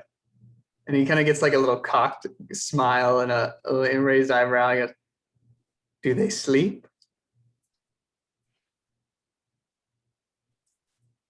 The sons of Svanir do. I am told, and he kind of leans Oh, in. damn. Let him play, Raph. Come on. I am told that those among them who show the most promise are given the blessing of Mhm. Jormag, a fraction of his power. The nature of these creatures is not clear to me. We have never brought one alive back to our holdings. And even in death, their transformation remains. They are creatures of cold hate and frost. So you're not sure if those ones sleep. I am not sure. We call those the Ice Brood. The ice brood. Hmm. The power of dragon to corrupt the living can transform men, wolves, bears. Even the Jotun of the mountains are not immune. And Brina, you've seen Jotun before. They're humanoids, about between like 10 and 13 feet tall. Much bigger and even brawnier than Norn are. Typically described by most Norn as being like kind of dumb. They're not like stupid, but they're not scholars. Yeah, very very tribal, kind of primitive people. So there could be a variety of ice brood, but all of the regular sons of Svanir are just stupid, misguided Norn. Assholes. They're assholes. And Right, I know. Precisely. I was thinking more of the ice brood ones. yeah, We'll That- see. this is where it gets a little sticky. So we have their location. We have a way to get there. Sort of. So now we just have to go. Now we go trudging through the snow, I guess. White bear of the ice bird that have returned not alive. Do you know of any weaknesses they show specifically? Only their stupidity, their Yeah. recklessness. Right on. Stupidity doesn't bode well for me. Yeah. That bodes well for all of us. Okay. Cool. Some of them throw themselves into battle with such abandon that hitting them back is quite simple. They do not put up much of a guard. They are not afraid. Hmm. Other than that, becoming ice brood, receiving this blessing or curse of dragon, seems to just make them stronger.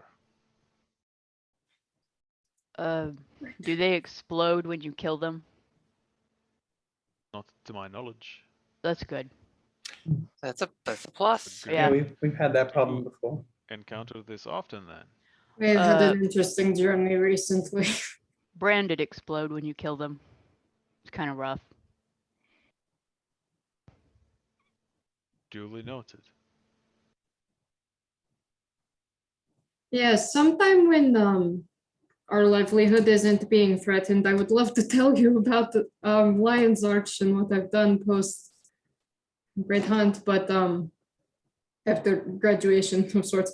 In But this another lodge, time. you will find the most talented skalds we have. Tell them your story if you have time, that they can sing your legend in these halls. We do keep a skull around for legends, just in case. But Nods with you a might be able with a to deep find respect anyone. like you're not used to seeing from men of this physicality. He like locks eyes with Birdie and nods very respectfully. Birdie's like, this twink knows. He knows that this twink deserves respect. Yes, that's about right. Yes. He could maybe learn a bit from us, but yes, he's quite good. Me? Yeah. Mm. I don't really like learning. He doesn't really like learning, but okay. His old dog, he learns new tricks every once in a while. Every now and again. Well,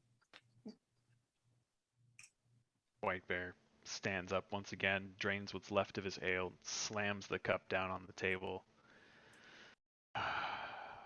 Well, if that will be all, I think I shall take some rest. I've been up all evening. Thank you for coming. Thank you.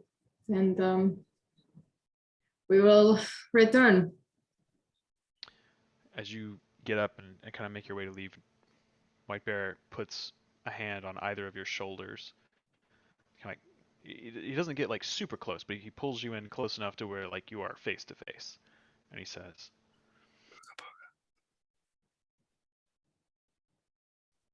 "Be careful. Let the spirits guide you to whatever end will be." You said there are no soft answers, so let's Either just way, hope I find one. your answer will be hard fought. Good luck. And she just turns to leave. You guys descend On the our way stairs. out, I will, as we exit that room, I just want to very subtly, God fuck you, dude. very subtly, I just like drop a business card like in that room. Just like, you know, why? It's like leave it It's on like- the table. yeah, slide I in just check. like I just like drop it as I'm exiting the room onto the floor for whoever occupies this room and might stumble across it. Okay. I don't need this 5 gold. You guys get down to like the next landing as you're turning to kind of make the turn to go down to the next one. Brina, you kind of look back up and you see White Bear just standing there, framed by this doorway, just kind of watching you guys leave. Just Does he towering have a figure. business card in his hand? He does not at the moment. His arms are crossed. He takes it and throws it down the stairs. Fucking eats it. Just like, oh. Looks at you dead in the eyes, too. Can I request a bio break real quick? I have to nervous pee. Absolutely. Well, I have to pee and I'm also nervous. It's both. Okay. Be right back. Fuck me. Yeah, everybody just wants to take a 5-minute break. Yeah, be good.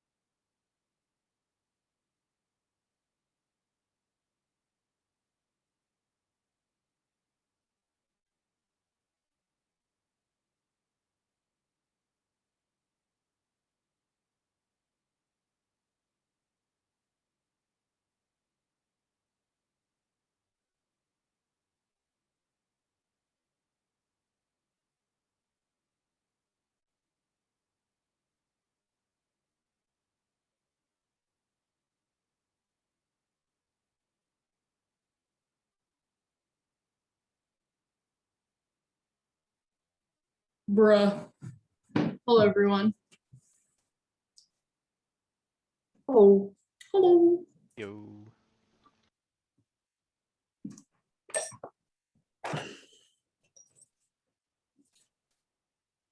I put Dracovalsic Holt in the chat. Oh, thank Christ, because I got to Draclaw and then that was, and Holt. But that was about it. Do you think when Mary watches this back, she's gonna expect like a commercial break to be during the past 5 minutes? Like the ads roll and then like a series of fan art. It's pretty cool. The custom theme song we come up with. Yeah. Yeah, I'm really You're excited. entering into the Twitch subscription zone. Oh God. Draken. Draken. You can do it. You can do it, Paige. You got this. Dracovalsic Holt. Like Argenvost Holt. Very simple. Argenvost Holt was Drak's fault. Sig fuck shit. Yeah. Ooh. Very good. Yep. All right. Valsig is, I think, like Icelandic for blessed. Nice. Dracovalsic Holt. Got a lot of respect for Balls. like Norwegian, Nordic pronunciation after this. Fucking. Fuck. Anyways.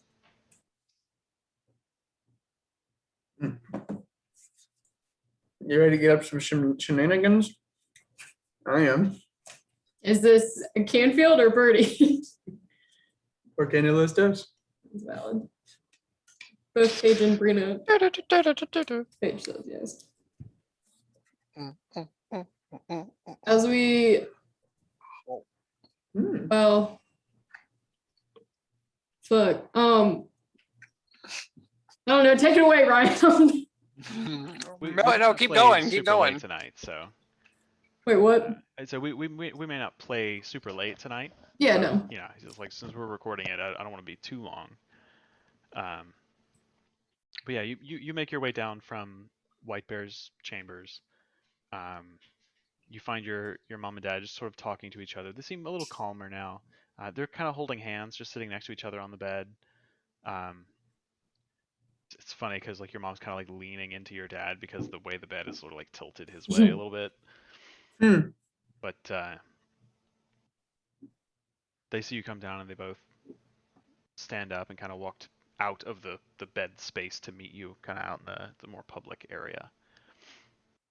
Well, how does it go? It was great to speak to White Bear. Always, he's very tall. We are going to address the problem of the suns. They're in Spaniard Stone in a series of tunnels, and we are going to make it not a problem anymore. That is very dangerous part of the mountains, dear. Be very careful. Yeah, that's okay, Papa. We have been to a lot of dangerous places lately. So I keep hearing. Yeah, I have got to tell you these stories one time. Seriously, once things kind of... Someday I will tell you all about what has happened. When do you think you'll leave? Will you rest here tonight and leave in the morning, or there is still daylight left if you wish to? It's fairly early in the day. I will see what you all think, but I'd like to rest here this evening and head out early tomorrow. We might have to buy like snowshoes or like a sled or Does like everyone a have rations? flock of reindeer or like rations. Right. Or like, Yeah, I said rations. I'm pretty sure or like rash. Gally's got his nose in his book, but I think his tent makes the rations for us. True. Assuming he can use the tent. Well, the tent does not create food. He has a different spell that creates Oh, a that's feast. right. So he would have to use a spell for that. Might He's not got be a the bad combo. idea. He's got our combo resort sort of spells. Room and board. Yeah. Yes. Yeah, I think that'll be fine. I have plenty of rations on me. Not And Yeah, I'll I've plenty fill of up dried meat. my 2 water skins. I'll fill those up.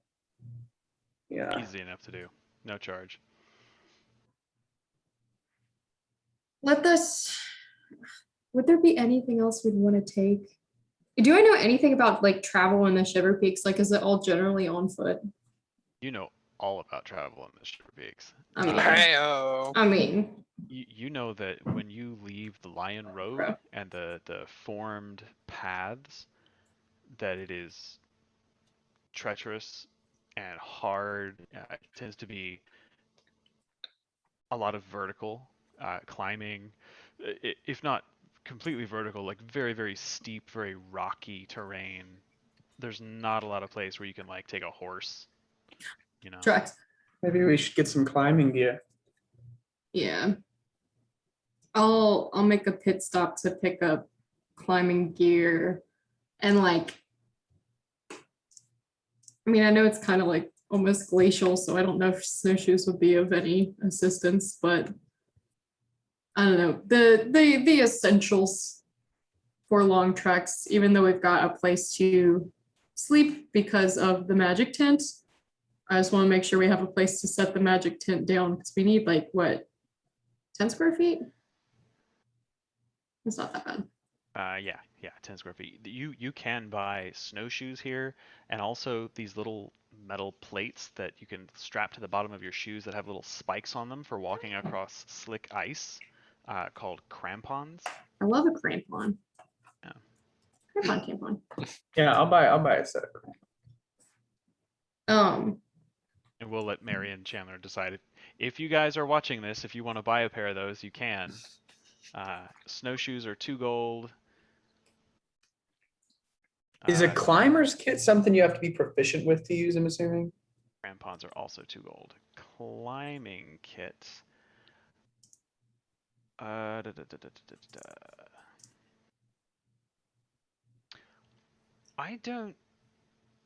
don't think it's proficiency. No. Okay, would I be able to buy a climbing kit? Absolutely find climbing gear here, for sure. I'll Also, buy a- Mary and Chandler, if you want to buy a Yeah. pack of climbing gear, it That is can be arranged. 25 gold. And there's plenty of it. So. Crampons. I will buy one of those. Yeah, I'll buy a climbing kit too.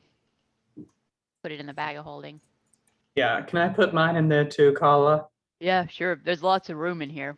Thanks. I actually don't want to carry this. I wonder if I Yes. could fit in there.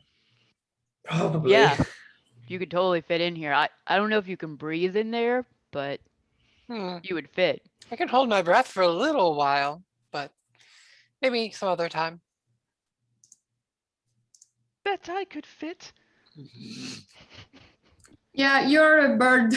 You could probably. What if we? Never mind. That is for another time. Put key tree in a bag of holding. Bird tree. 29 gold pieces. Yeah, I get snowshoes, crampons, and climbing gear as well. Just, you know, it occurred to me that I have a comical amount of money. True. So, Yeah, I'm also gonna buy a pair of snowshoes. what am I going to buy? Magical item supplies? What is it? Right, another Spell quiver. components? That's the word. Ryan, is there anywhere here as well that I I could feel offended by it. buy some alchemist fire? Alchemist's Fire.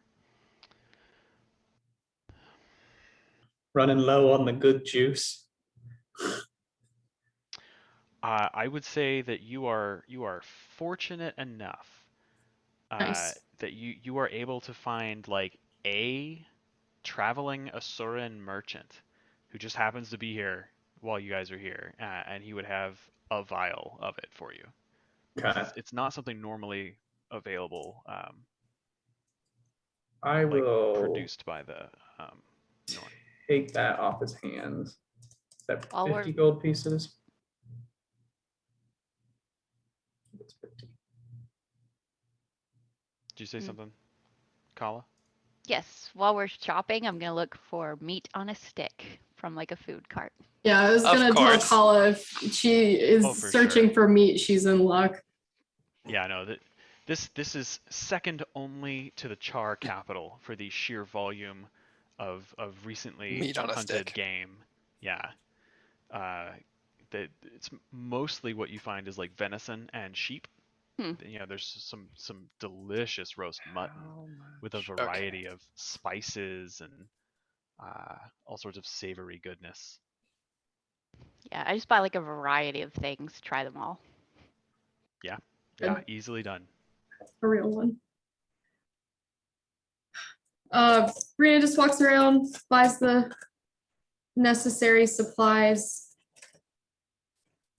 Would you all want to wait overnight, or do we want to get on the road? This is time sensitive, but frankly, it might be nice to spend an evening in a warm place before we go. I think spending a night here would be good.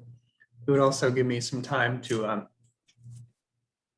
attempt some information gathering. That would be wise. That would be wise. You are very charming, Birdie. I do my best. Hey, thank you guys for coming. Seriously, this is a bit of a family issue that also threatens like my home and civilization and stuff. So it is a little bit high pressure. Of course, Brina. That's what friends are for. Thanks, Kitty. It is so weird when you talk with the beak. Yeah, it's our civilization too. So Yeah, we're here to back you up. thank you. I would And say if probably you have, oh, go ahead. just for bookkeeping, Kitri's probably shifted into the form of a snowy owl, Oh, just because fucking they're tight. built for the weather. Yeah. It's Oh, pretty fucking cute. cold up here, so like a Yeah. little robin is not gonna live long out in the cold. It's a snow owl. Harry Ice Robin. can retcon that at any time. I like the idea of her coming through the Asura gate, shivering and going poof, and turning into a That's very Yeah. good. Yeah. Do you guys stay the night? Yeah. Yes. I won't impose upon my lovely parents, but if Yeah, there are many beds available in the lodge at Hoelbrak, and special accommodations are kind of set aside for the Trollskull Six. Now that word is kind of spreading, White Bear has let it be known that you guys are honored guests and you're allowed to stay. The Scalds seek you out at your evening meal and sit with you Yeah, and brother. listen to all of you tell your stories. Birdie's worst nightmare. if that He has to talk about himself. yeah. Big Jim was not Bertie's like, not a should I kind start man. with the serious trauma or should I work my way back up from the He had beginning? a firm hand. I will say he was tough but fair. Tough but fair. Some of my lighter trauma includes that is not Bertie's voice, but in my head it's as good as I can get. You guys pass a nice quiet evening in the warmth of the lodge around a roaring bonfire. Norn's kind of coming and going. Couple of them periodically, like people will come over and kind of slap you on the back, Brina, and bring you a fresh mug of ale when you hadn't asked for one. Oh, thank you. And they'll kind of sit behind the Scalds and listen because they just want to hear the tales of the Slayer of the Sormir. And the Stop Trollskull it. Six. A Good couple job. of them come up to you, Kala, also like kind of through the evening and point to your weapons and sort of like I'll show you mine if you show me yours sort of deal. Like they're pulling out their axes and it's like, Yeah. oh no, I got this at Black Citadel not too long ago. And, I'll tell him about how I got the flame weapons. yeah, So all the fucking cool. Scalds are all about that. Yeah, collecting tails and such. Show them the tail tips. Yeah. Hell yes. Yeah. I imagine Galatar will regale them with tales of y'all's Reading heroics books. in Divinity's Reach and More like the complex enchantments that needed to be cast at specific moments in the battle in order to tip the scales and Yeah. support his larger friends. Yeah. Although we would probably chime in with his fancy duel with it's Mr. Zamon, right? Yeah. Yeah. We'd That probably was gas him up with epic that as one. Master fuck. Yeah, we would gas him up with that one for sure. Leave out the The parts where Scalds we take helped him note. underknown. Yeah, don't talk about that. It's fine. You didn't, did you? I didn't think you were able I don't to. Oh yeah, think no, we we were. had We had a couple tons of things. bardic inspirations in there. Yeah. Yeah, we did throw in a couple of those. I had some magic in that I could cast. Did you cast spells? I During the used duel? some of my feats to Auto adjust cast. one of Minister Zamon's attacks to miss. Ah. Yeah. Yeah, Whatever, It wasn't that's- technically a spell. but Yeah. But Really you omit embellished. that from the tale. Yeah. Yeah. Oh yeah. Cool. Yeah. It's mere details. Don't worry about it. Yeah, they take note. They listen to the stories of all your heroics. The confrontation with the corrupted Sylvari druid in the grove beneath the sunken ruins. The explosion at Thalma Nova and the ridiculous shenanigans of getting all the different crazy labs, and then your teleportation into nowhere and a giant lizard monster. Yeah. You are rich fodder for the Scalds of Hoelbrak. So this guy like wanted to eat my face. It was Yeah, so you guys you pass an entertaining evening. Lots of free food and drink as people just want to like hear your stories and bring you plentiful meat on stick combinations, casks of ale and whatnot. And eventually you are led to a sort of isolated area with a series of beds for you all, and you pass a long rest. I have a thing. Two things actually. As everybody's drifting off to sleep, I want to go over to Brina and just kind of like quietly as possible rustle her, like get her Make awake. a stealth check, boy. Give her a wet willy. Pussy boy. Brina's already awake. So you go, you just try to wake her? Yeah, I just want to try to wake her up. Brina's You Brina's go to already try awake. it, she's already awake. Okay. Yes, Barty. And I just kind of like get on her bed and like sit crisscross applesauce. Do you have to jump? Do you have to jump a little bit to get on I the imagine bed? it's like I have to like kind of like yeah, little Like mounting a small pony. Leg up. But he kind of sits crisscross applesauce across from you. He goes, so I have an idea. Okay.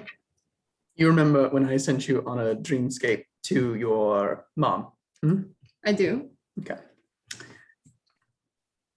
We can try it with your brother.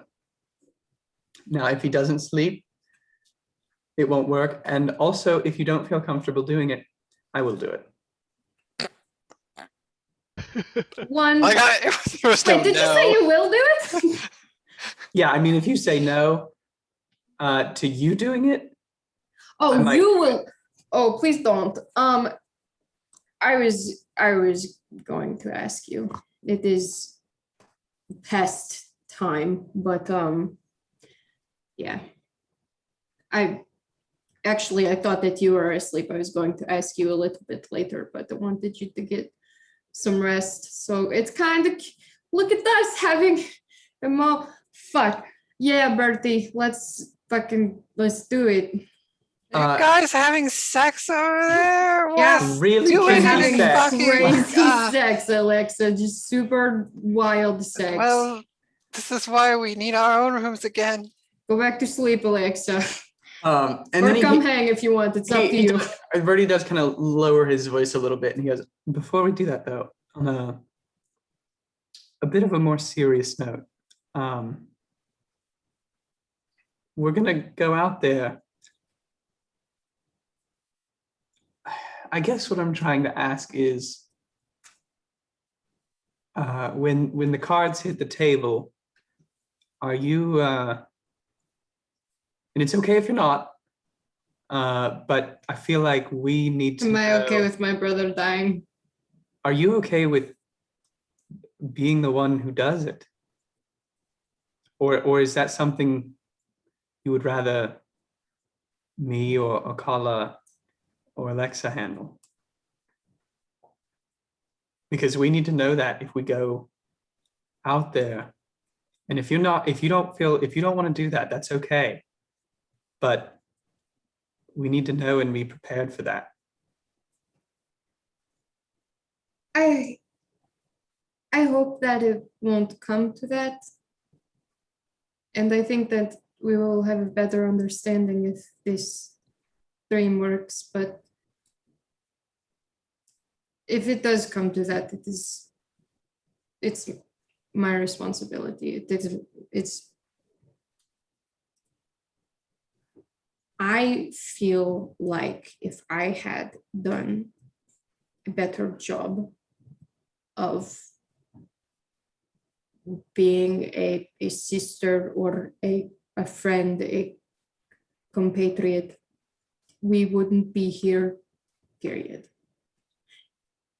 And there would be no ice brewed, scary sons of Svanir brother corruption into whatever he is now. And so if it comes down to it, then it will be my thing to handle. So. Okay. I wouldn't put it on your shoulders. I think every one of those sons of Svanir is somebody's brother, somebody's son. You're Don't right. think you're to blame. That is true, but we were so close, Bertie. We were twins, we were best friends, and he left and I let him. So whatever the consequences of that are, I will deal with it. But let us see if he's even human enough to dream anymore. All right. Kind of pulls out a little wad of sage. Britta's like, all right, I'm ready for the stage. And he takes one of his ascots and kind of like unfolds it and like drapes it over his head. And he lights the sage. And he starts like, he's like, hold this. And he will take the minute to cast Dream and send Brina, or attempt to send Brina to Halvar. So if it says at the bottom, oh wait, before we do that, I have so much sage in my hands. do you happen to have a body part, lock of hair, clipping from a nail, or similar portion of the target's body? It's your sage is. Okay, I'm assuming not. Wait, hang on. I pull my little necklace off my. I pull my necklace off my body. That's what the words are. And I'm like, this is not the part of him. No, it's got to be a part of him. It's all right. So just take it anyway. Put it with your sage. Hold it with the sage. Hold it. It can Okay. hurt. It can hurt. Jesus.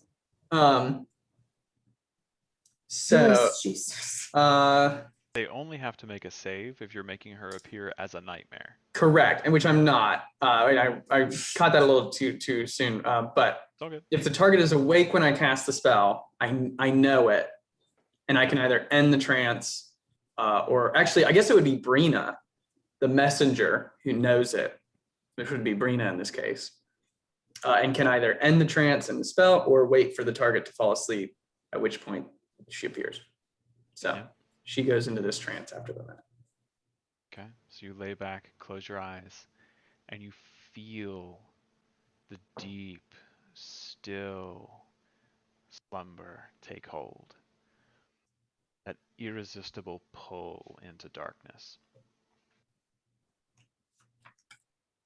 And then you are in darkness. And you are cold. Colder than you've ever been.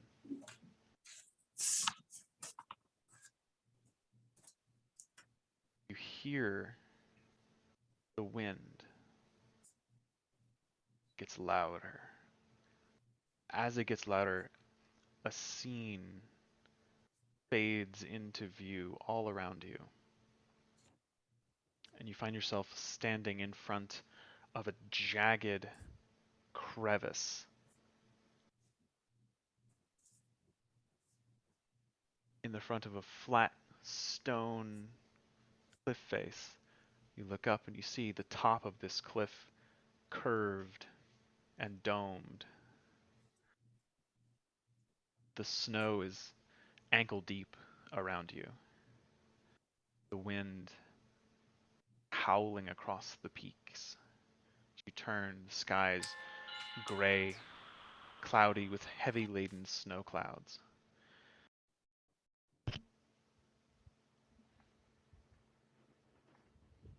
You look around and there's just the faintest howl on the wind. A familiar howl, the howl of a wolf. You've heard this many times in the high mountains, but it's very faint and it wavers and then goes silent.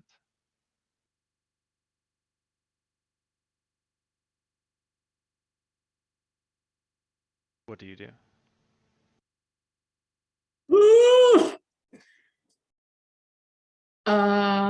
Crevice before you it's just this tall crack that just continues backwards into darkness, into this mountain.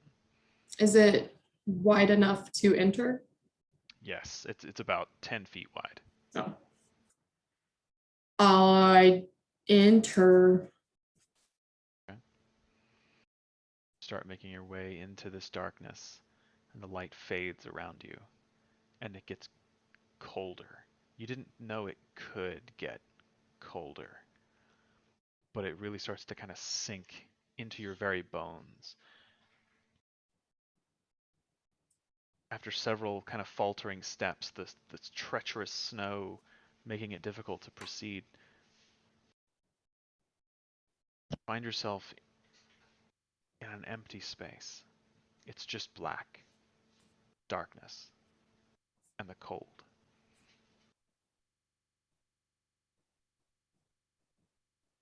Hear whispers, memories, fragments of things from your mind. Hear your own laughter, but you're young, you're small. Hear the laughter of a little boy. You hear him shout your name, giggle, the crunching of snow under tiny feet. Hear your own voice shout, Halvar! More laughter, but you don't see anything. You hear,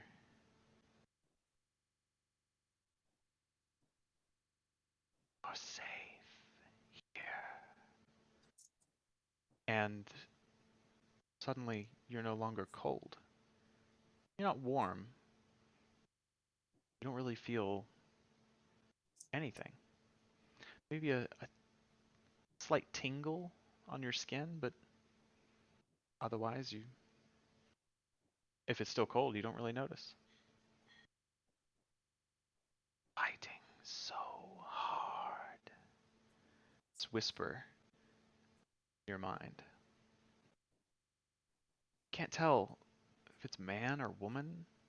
You're not sure. But it is. You don't know.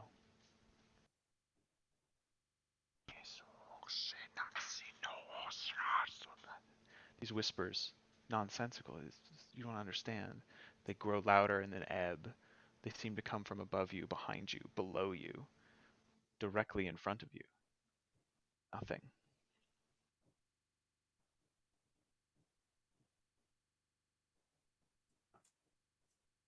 You see suddenly fading into view directly in front of you, almost as though walking out of a dark cave and into sudden sunlight, the figure of your brother. His right arm from the chest all the way down to his now clawed fingers, covered in a glistening sheen of solid ice, dark bluish white. The ice now stretches across part of his chest, down one side of his torso, and even up along one side of his jaw. And in his still human hand, his left hand, he has what looks like a long skull, like a bestial skull, with two massive curled horns. Just holding it. He's got a leather necklace draped around his neck, 2 or 3 pieces, bits of bone, claws, feathers. He looks at you. His right eye, partially covered by this frost, glowing a sort of dull blue.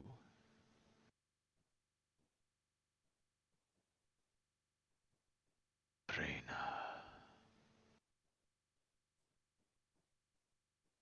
And you hear in your mind, can't help it.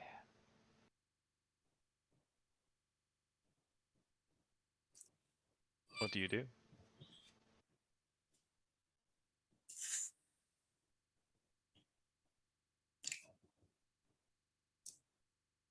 I'll look at him and I just say,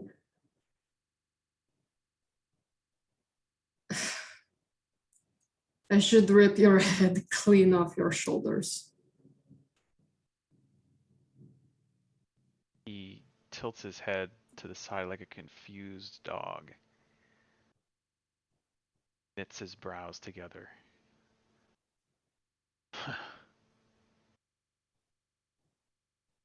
No one can stop me now. I am chosen.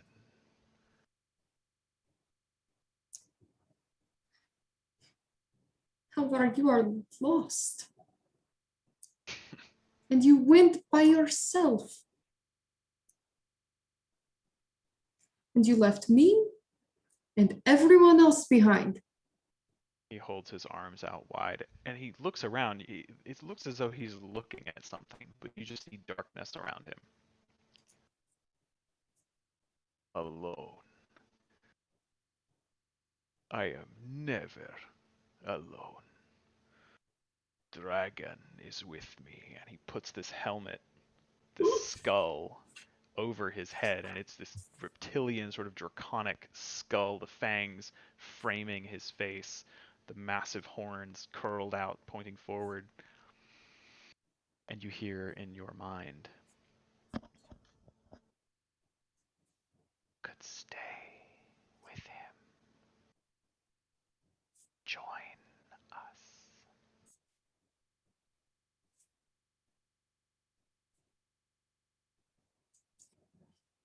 Bro. He turns his head again and looks as though he's listening too. I lead the sons of Svanir. We will restore his glorious purpose. Lead our people to glory. You are a puppet. What would a woman know of these things? Oh, Alvar, don't even start with me. Are you kidding me? Do you remember when we were 7? I was the first one to pin you. Mom was so pissed at you. What part of you is left? You.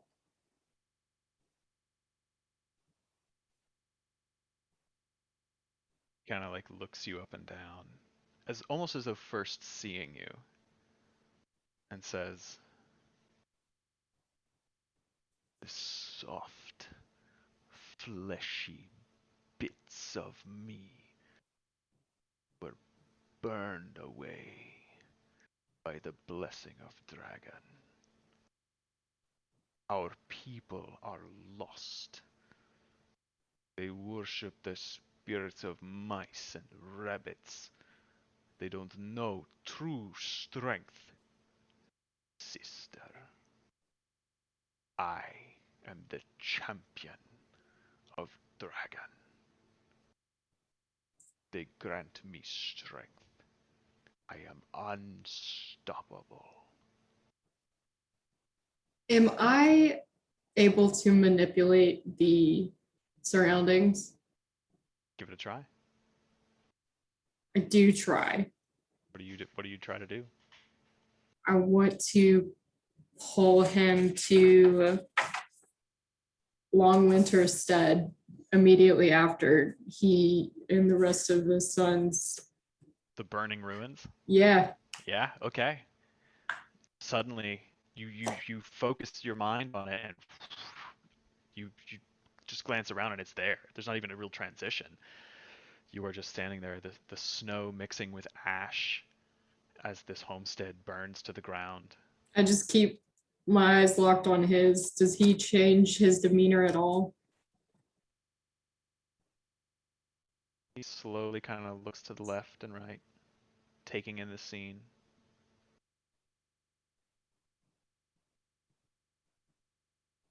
He looks at you, kind of grins a little bit and says, "You are stronger than when we last met. This is an interesting trick, but it will not help you." And he holds forth one hand,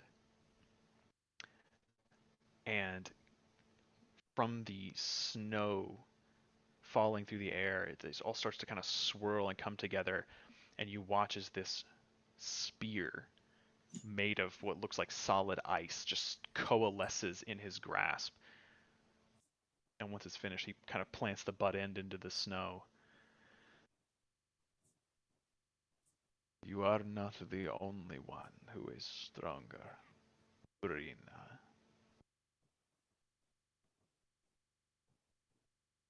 I want to change the surroundings again and take him to the meadow with the creek where I first entered my mom's dream. Yep. And have her, I guess, a memory of that.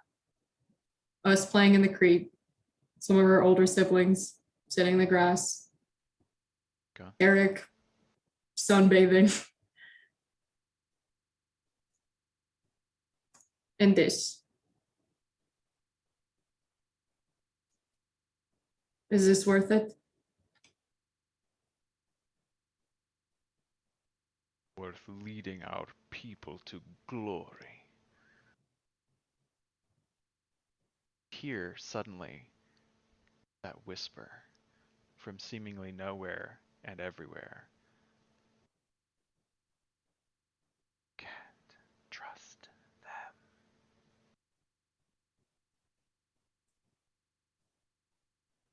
And you see him sort of.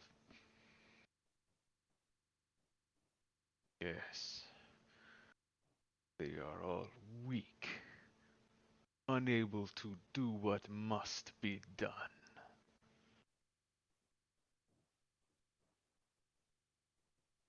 Fighting so hard. I can protect you. Bruh.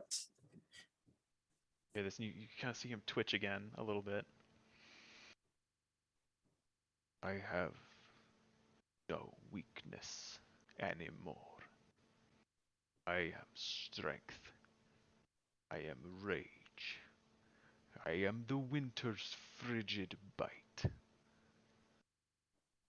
Our people need this strength. White Bear is old and weak. I will be the new leader of Hoelbrak. And once I am, we will conquer the lesser creatures of this world. I will rule at the dragon's side. This is not strength.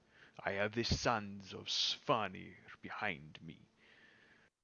I come with the power of the strongest spirit of the wild. What do you have behind you? Fancy trick.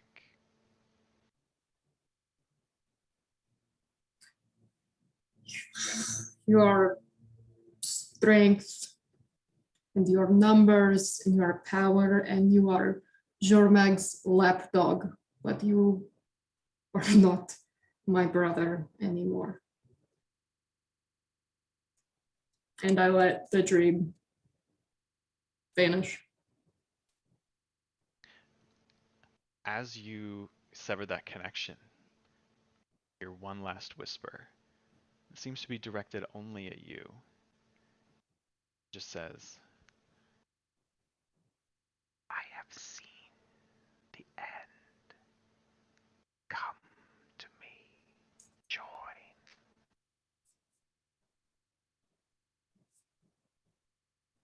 And then you wake up with a start. Birdie, you've kind of like nodded off at this point, but you hear Brina wake up. She kind of like jerks awake. Never doing mushrooms with Birdie. Bro, for real. Just don't get it in my hair. What? Brianna's like in a cold sweat. Yeah, have some sage. I chew on it. I don't know Yeah, if it does it's anything. like a sage sleep. Oh my god. Got my answer. All right then. Birdie just kind of dozes back off. At the foot of the bed. Yeah, I ain't not moving at this point. Okay. Brianna takes one of her blankets and tucks them in.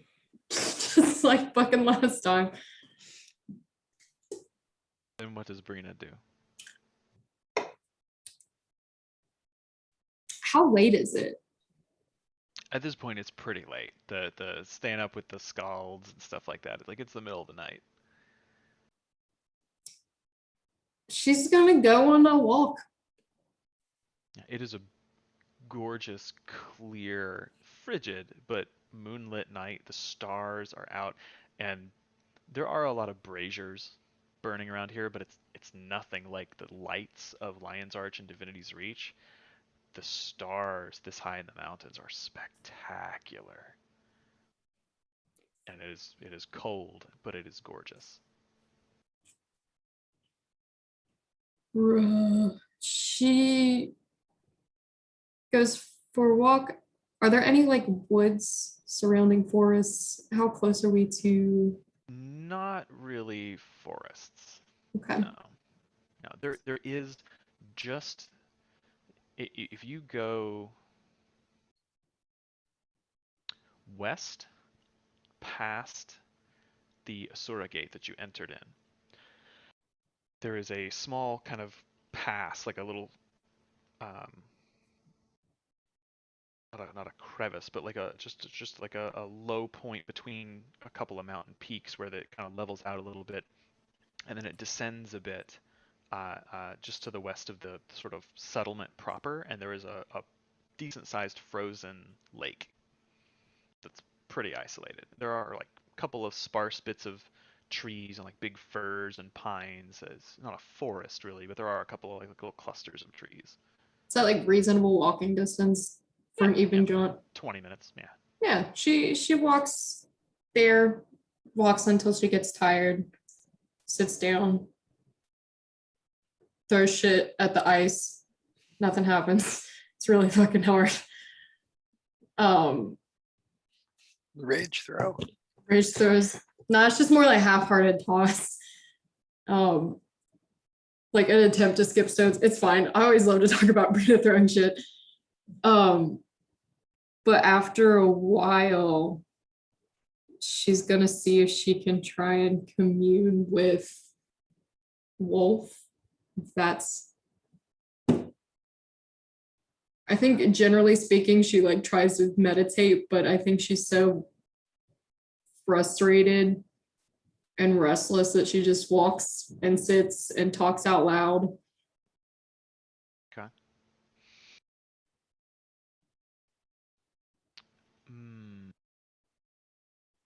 Make a wisdom check for me. See Or how centered and focused you can get being this agitated. probably not. 15. Is there a question on your mind as you try to commune with the spirits?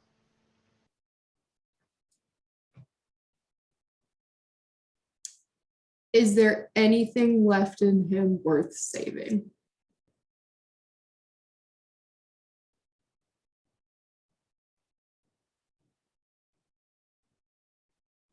Ooh.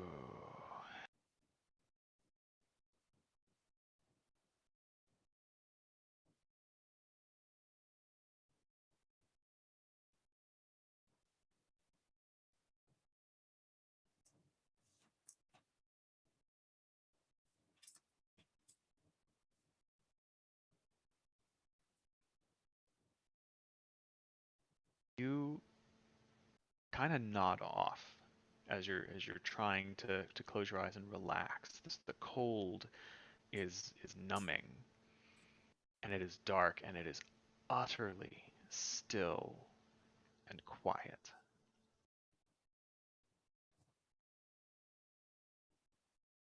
For a moment, like you realize you've nodded off, so you kind of try to pull yourself out of it, and you kind of open your eyes groggily, and you're looking out across this frozen lake.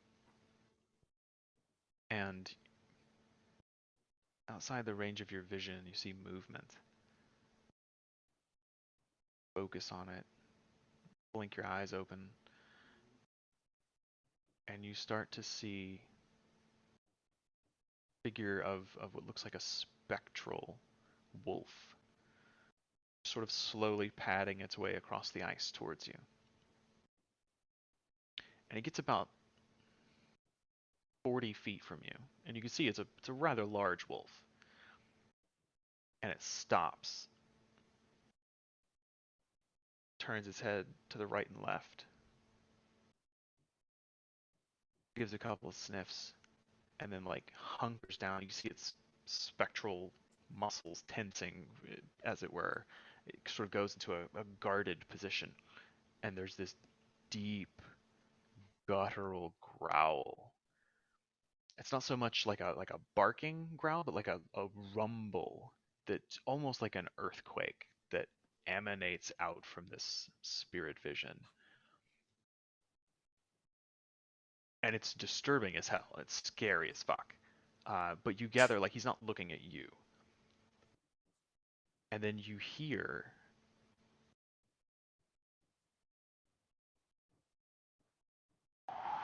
as the wind suddenly begins to pick up, and just in a split second there is a howling gale that comes blasting across laterally from your left to your right across this frozen lake. Drifts of snowy particulate just blowing through it, visibly letting you see the curtains of this wind. And the spirit of wolf sort of turns and claws dig into the ice, and you can see it tearing chunks of the ice as it's moved by this wind. Eventually starts bits of its spectral essence just start flaking off until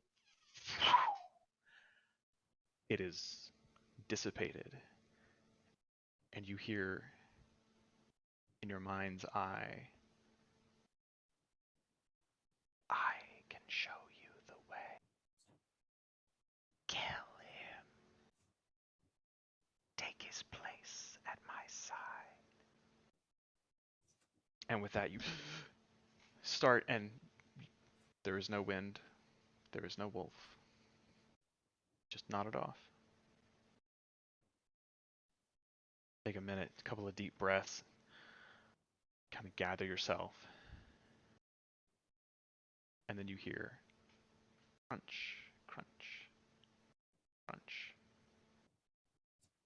Hello? Crunch, crunch. Yoo-hoo. Footsteps in the snow. Pick some umbrella. Yoo-hoo. Pick some umbrella. I watched Are you Resident dead Evil. out there? Hi ho, hi ho. It's off to work we go. Hello? Let's see, and this is... Shit, where are my notes? I'm so sorry. No, you're fine. I have like 1,000 tabs in this notebook. This is...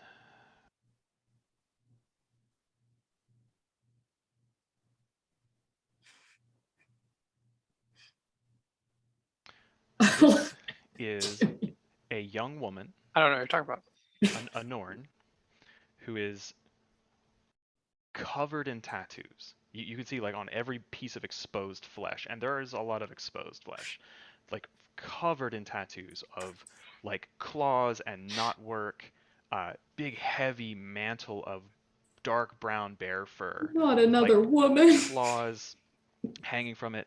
They have long gauntlets from elbow to wrist, tipped with what look like ivory or bone claws, and a bare head sitting on top of their head as like a cowl for this long outfit of what looks to be bear fur. And they get closer and you can see like tattoos cover their face. They've got all sorts of stylized circles and swirls. Lena? Huh.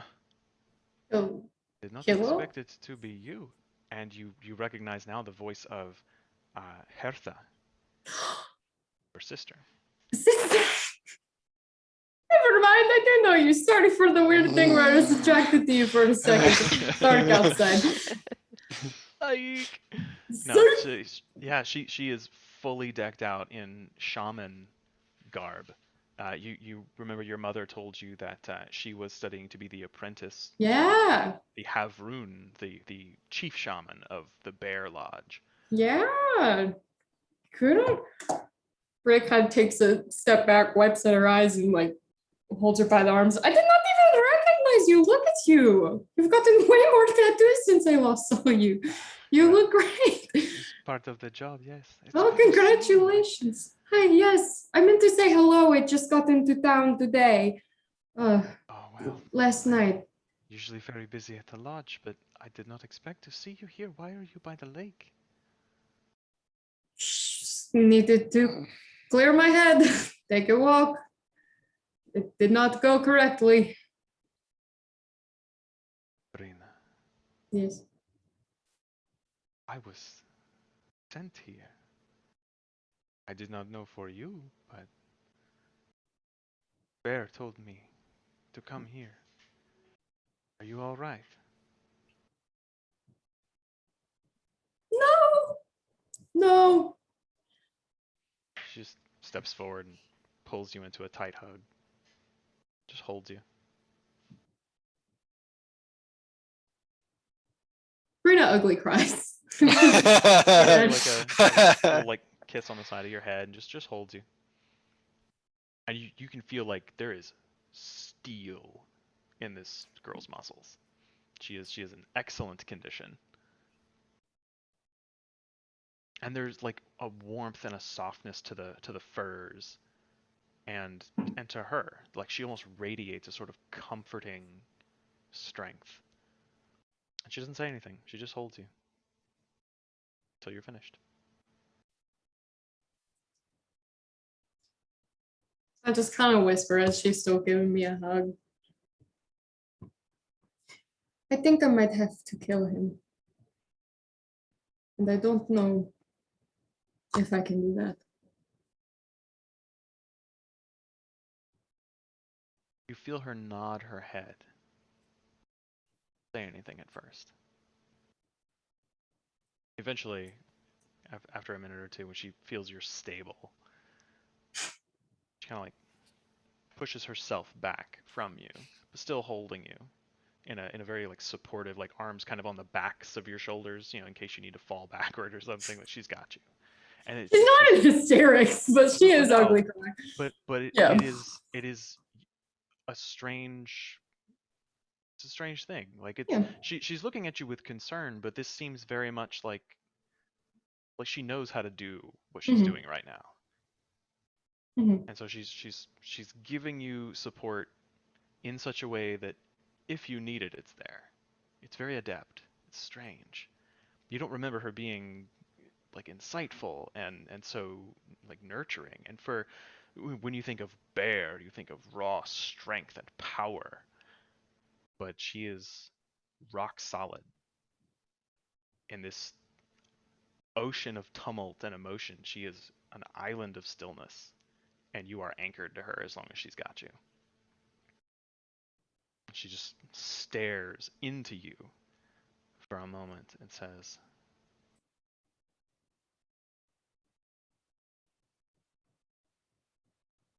"Spirits of the wild teach us many things, sister.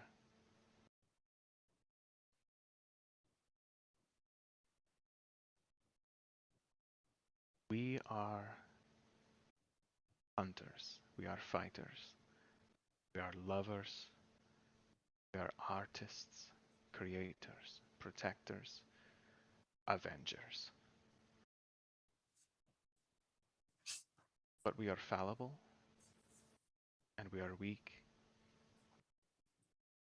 The spirits guide us. They give us wisdom, courage, strength when it is needed.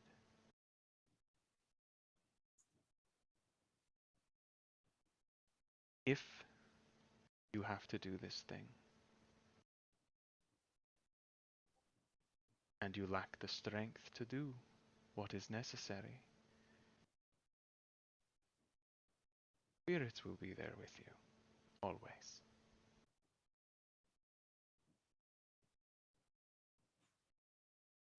You have gotten a lot more eloquent since I saw you last. That was really good. She kind of chuckles a little bit and says, "I have spent many long hours listening to Branyar talk about Bear and the spirit's teachings. Sorry. The Havruns are very wise. I do my best to learn from them." Thank It you. is strange that Bear sent me here to you. I do not often receive visions from the spirits. It is a rare gift. This must be something very important. I've heard the rumors. Papa comes from time to time for advice from Bronyar.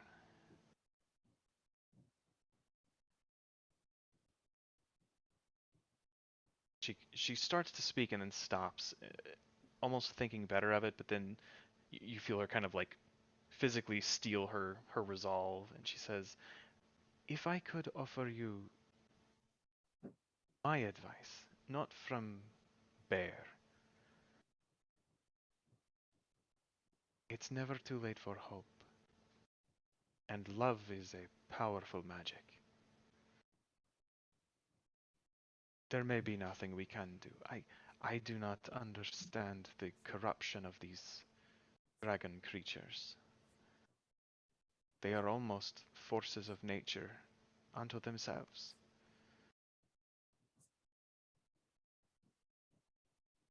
You follow your heart, and the spirits will guide you."